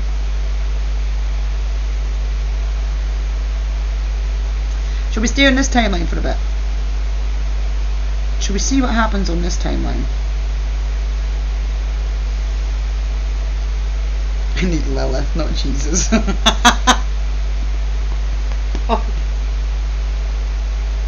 Lilith standing in the corner going, Slay queen. She is my next goddess that's coming in. She is about. She came in really strong and then she backed right off. And then Hecate came back in. And now Hecate's kinda teetering off here. And Lilith and I can't remember what the other one's called. Lilith is coming in real strong again.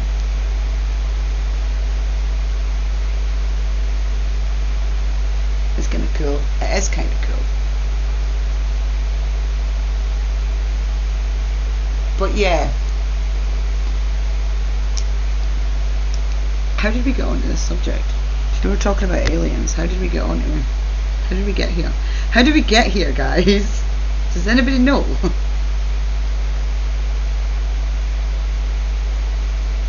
I don't know how we got to this point.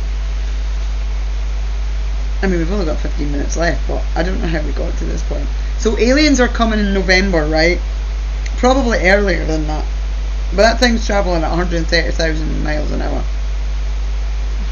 I'm going to have to do a rewind and see how we jumped from alien invasions to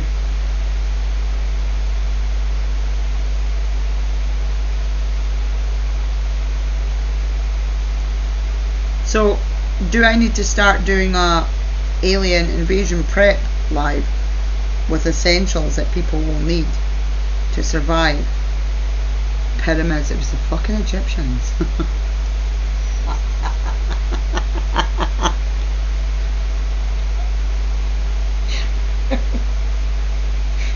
God damn it. Aphrodite. Cleopatra. Look, Cleopatra buried herself somewhere that she didn't put on a map. She's smart.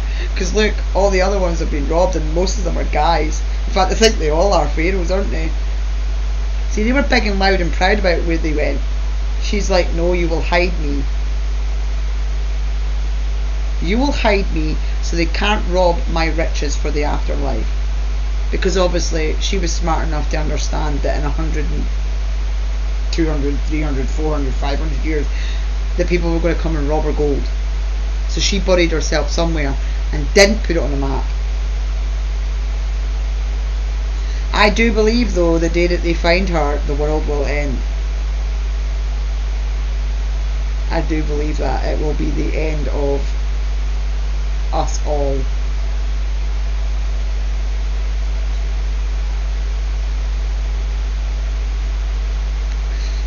It's underneath the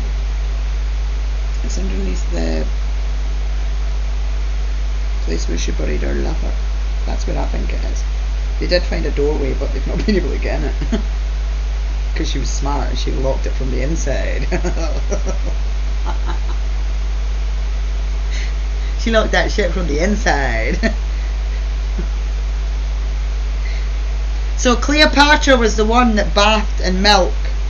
And it wasn't cow's milk, it was donkey milk, Yscapes. Donkey milk. Not cow's milk, donkey milk.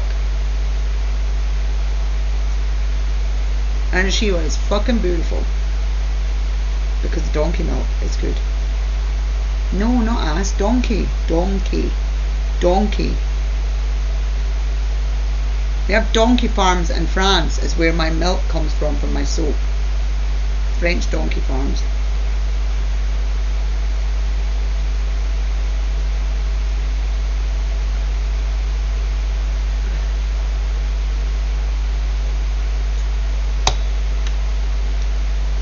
People say, oh, Cleopatra bathed in milk, but it was obviously cows. No. Do your research, motherfuckers. I like donkeys too. I love it when they bray. Donkey brays crack me up. If you don't laugh at a donkey bray, there's something wrong with you. Seriously.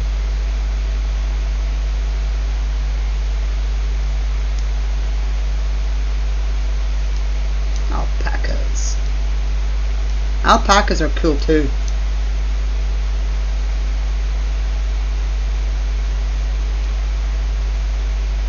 Llamas are grumpy. They're kind of cool as well.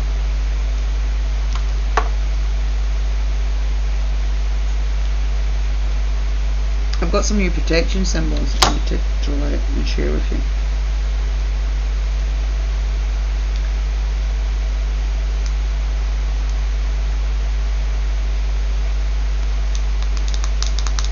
Ooh, that's a manifest machine. Yeah, no.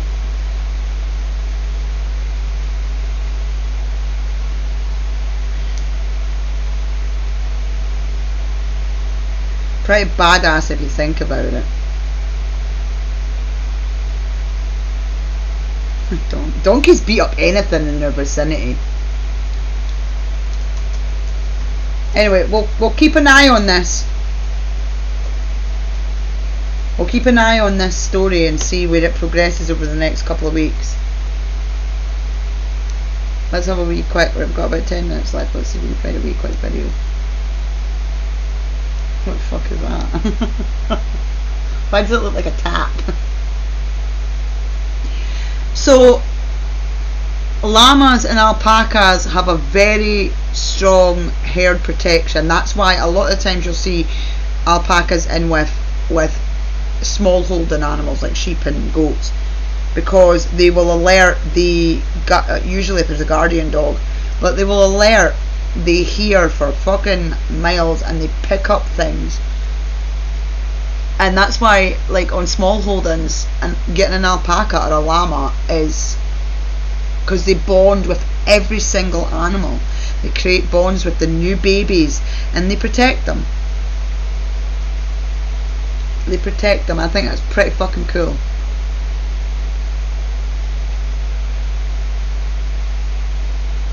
Right. Here we go. Let's have a watch of this before I go off. Bet Victor. New customers can get £30 in bonuses and 30 free spins when you wager £10.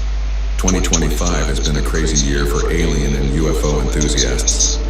Multiple UFO and alien sightings have taken place with undeniable video evidence, with the biggest UFO discovery taking place in Colombia. An otherworldly metallic sphere called the Booga Sphere crashed in Booga, Colombia earlier in March this year. And not just in South America, but UFOs are landing in North America as well. Yeah, sit down before we get into Does this mean that aliens are soon going to reveal themselves to us? Only time will tell. Mainly, we're having a conversation with Chesko about the aliens, right? Because I mentioned this invasion, and we're talking about what they look like.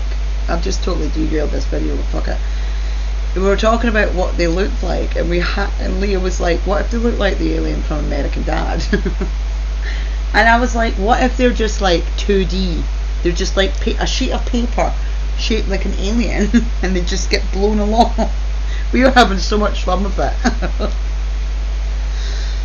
we couldn't hide anywhere because it could slip through all the cracks. Take a look at these UFO sightings that the US government still can't debunk. Oh, did you see the post about the supernova?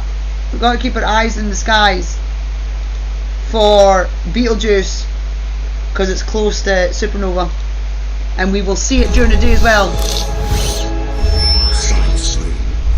Well, that's the thing. Mysterious object falling from the sky. We don't know. Like, we don't know if we're walking past humans. A woman from Massachusetts was relaxing in her outdoor hot tub when she spotted a mystery object descending from the sky right over her roof.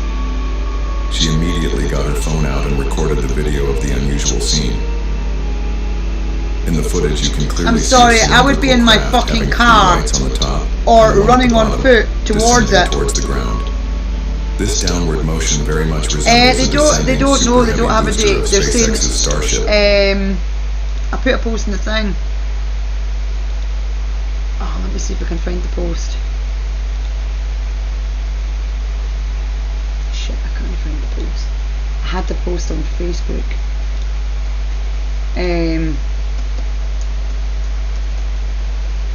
Is that it?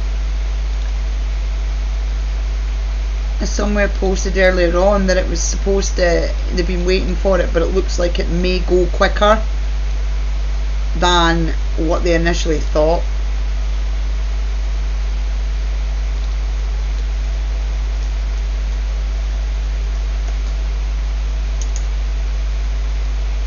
But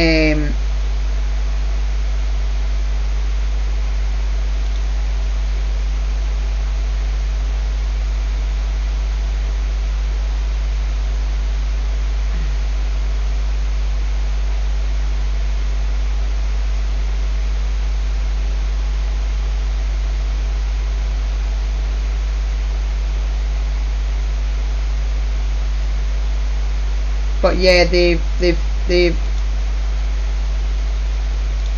saying now that it's Just that it didn't have any super hot it's looking flames coming like out of its it's bottom. gonna This sight happen completely shocked the sooner eyewitness, rather than as she later. never knew what the object was. Would you not start running towards that shit? If you saw something like that falling from the sky, As would the you not craft run? descended to the ground quickly, the lights How kept to be blinking running like towards that on that? an airplane. She expected to hear a loud sound when the object hit the earth, but there was no noise after it disappeared from view. It's probably burnt The out Federal by then. Aviation Administration said there were no reports of debris in the area.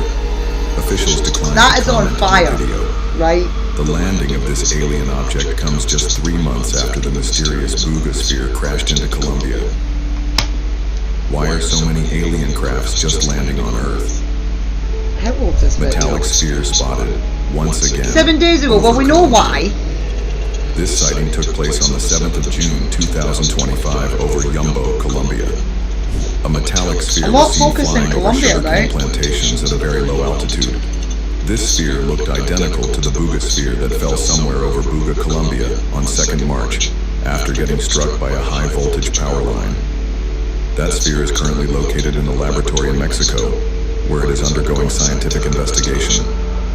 But going back to this mysterious sphere, this UFO too was floating around in broad daylight at a very laid-back speed, as though it was doing some kind of reconnaissance of the area below, and also showing blatant lack of fear. The eyewitness who recorded the video said that the sphere was totally silent as it floated over the sugarcane plantations for around 3 minutes. This sphere, unlike the Booga sphere, was not captured by the locals and flew out of sight after some time. But why Where are so is the many metallic most spheres popping up all over unpopulated Colombia? place Is in the world? Colombia going Like, to be the area I mean, where for aliens will first reveal buildings themselves to and mankind? cities. Black oval UFO seen in Philippines. Where is the least This eerie populated sighting took place somewhere in the Philippines on a area cloudy on day. Earth, other than the The desert? sky was dark with thick rain bearing clouds. But in spite of that, this UFO was clearly visible to the eyewitnesses below. This sighting was supposedly recorded in 2014, but the video was uploaded online only recently. Yeah, no, I mean, excluding the we see a polls, black because disc we already like a know UFO moving conspiracy slowly about the high up in the fucking sky among the dark clouds.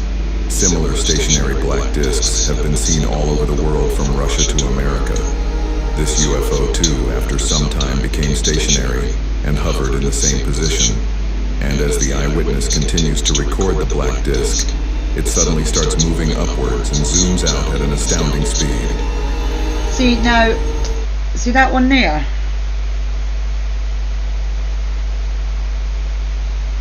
So why are they all over, I mean, Mayans and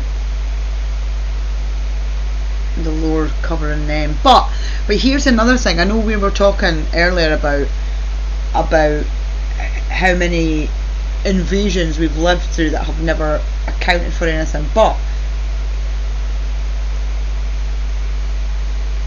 then we've got the whole calendar thing, the conspiracy about the calendar. This actually popped into my head earlier for some reason. I don't know why, about us not actually being in the right year because they've sped time up or they've slowed it down, which they could do. Because, I mean, how many times this last couple of weeks have I said that I've lost like 10 minutes? Don't know where it went. But could that not be a date set off?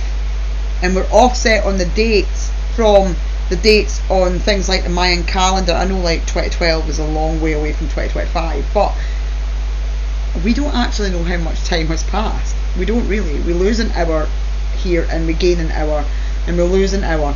But are we actually losing an hour? Are we losing more than that? Are we losing less than that? We don't know. This is another thing. Time's a man-made thing. Yeah, we follow the rising and the setting of the sun, but time's man-made. Yeah, and this last one I heard was we're still in 2020, or we're in 2024 now, but we should be in 2018. I'm assuming they've done their digging. This is not just a whim. But for somebody to actually genuinely track the times, they would have to be able to monitor the rising and the setting of the sun. They would have to be able to monitor that continually for years. And I know that we've got things that do that, but we are such a sheeple. You know, people want something to follow. We want to follow a leader. I don't understand why we want to follow a leader. We've long since given up on being herd animals, clearly. But we're so easily led that people are like, oh, that's mental. That's such a mental thing for you to say. But it's not really. We are only going by what's on a clock. It's pretty easy for that clock to stay at 23:59 for 2 minutes and me not notice it, because I'm not counting the seconds on my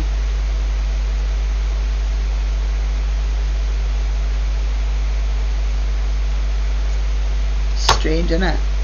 It's so weird. It makes you think. It makes you really fucking think how much of what we are used to and what we know is bullshit.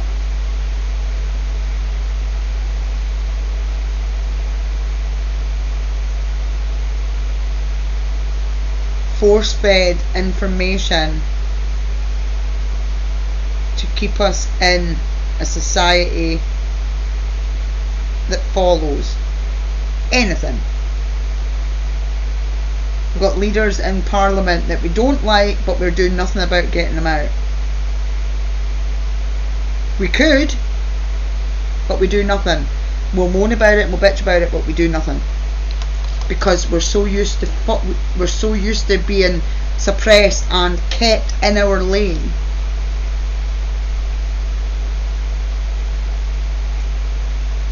God, we've had a deep one tonight. No man-made aircraft made till date is capable of achieving such a quick... Oh yeah, that's what I was going to say about that video. I kind of actually was going to say about AI and not knowing what is real and what is fake, but can I just say, see the way that thing took off? That is not like any other AI video I have ever seen. Stationary. Look at the way it takes off. That is totally different. And as the eyewitness continues to record the black disc, it suddenly starts moving upwards and zooms out at an astounding speed. I've never seen one move like that, not in any AI, nothing. That's crazy. No man-made aircraft made till date is capable of achieving such a quick vertical I was very rise. skeptical when it's a disc.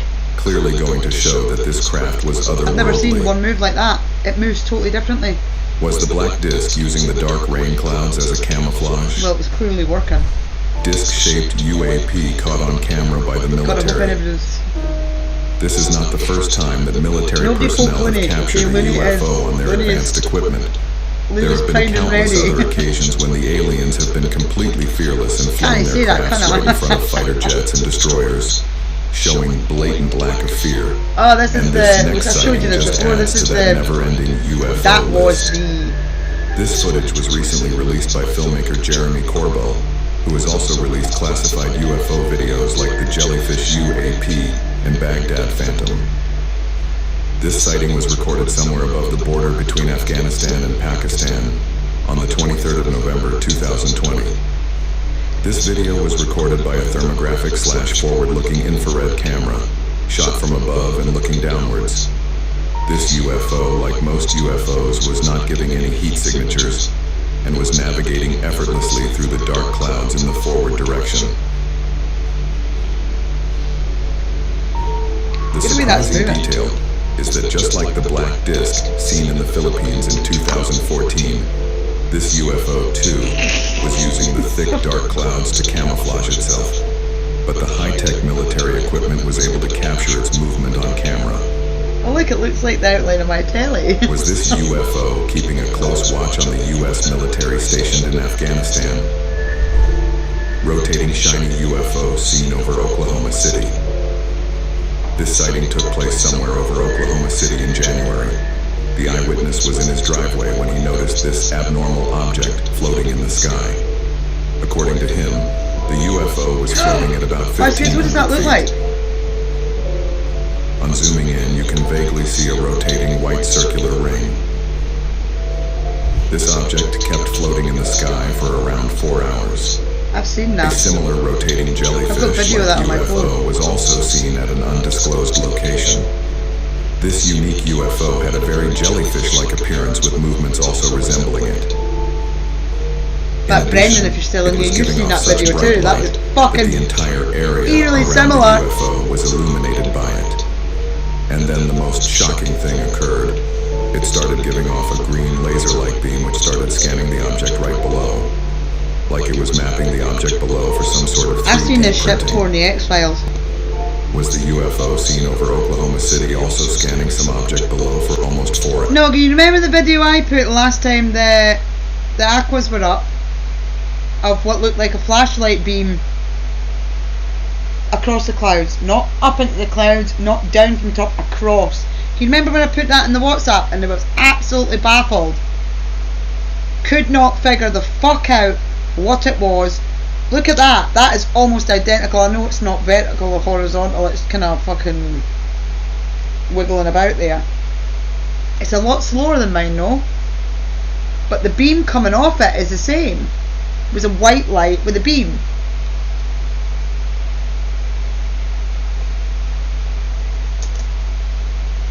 Hours. With new UFO sightings happening every week, skeptics are now becoming true believers. These sightings keep reminding us how little we really know about our skies. No, how little But what we're do you think told about about our these skies. Change UFOs? your word in. Also, They know. have you seen anything otherworldly in the sky recently or in the past? Share your thoughts in the comments section below. And be sure to subscribe.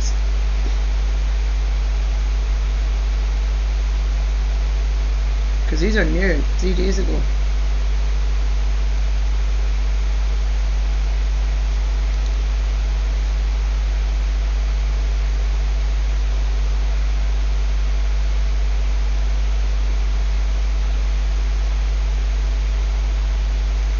Not a lot of comments. Actually, I tell you what I'll do with that video.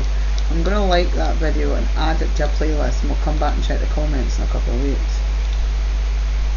To unexplainable. Right, I'll put that in there.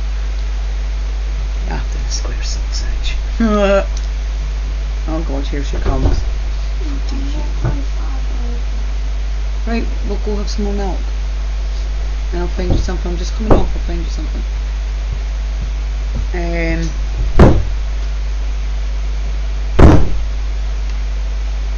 I wonder though if the things that I've seen up here are not necessarily what you wouldn't see, but I'm just seeing them because it's not as much light pollution as down where you are.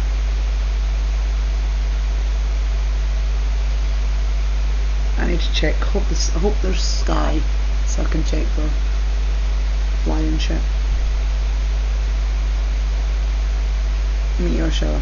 But yeah, I wonder if that's a big part of why you don't see as much as me.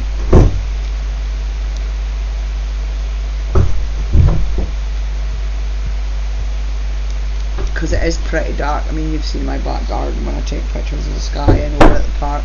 Tell you what I'll do though, but see when we get the meteors and the asteroids and the beautiful colours that are going to happen in August. I think it's August 12th, don't you? 12th and 13th. What I will do is instead of doing it in the garden, I will go over to the park because there's no light in the park. It's clear black, like the whole area is black.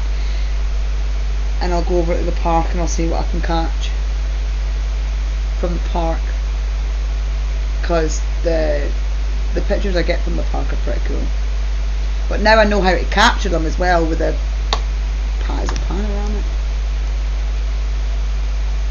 With a time lapse, as opposed to taking videos and photos, I can get better ones, because I only figured that out at the end of the fucking Astros. So Aquarids, not Astros. Astros.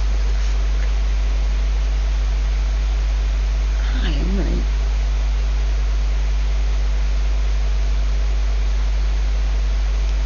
Yeah, when I go outside at this time, when I take the dogs out and stuff, well, it's earlier, but it's dark, I'm always looking up there. I spend more of my time looking up there at what the dogs are doing. Because a couple of the things that I've seen over the last maybe 3 or 4 months make me want to watch the sky more than anything else. But I'll have a look and see if I don't think it was very overcast earlier. In fact, it was very overcast all day, so I don't think it'll be clear skies. I don't think we'll get to see these ones this time. I don't think we'll get to see these ones, but they come around plenty, so.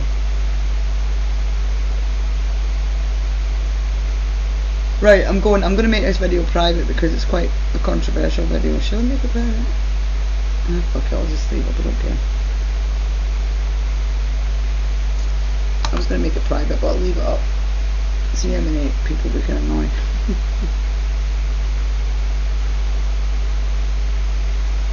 We should get a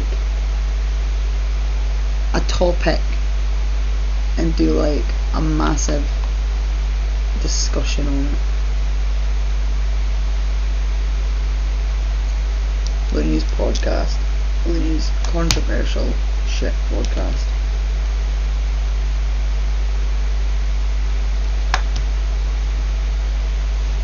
Well, we got very little videos watched today.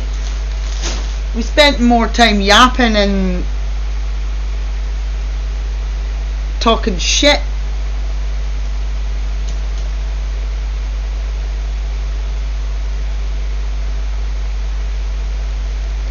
We spent more time yapping shit.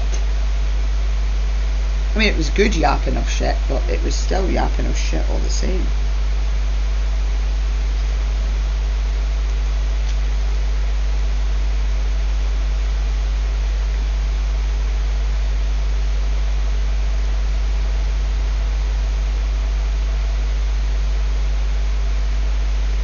Right, I'm going to check the sky.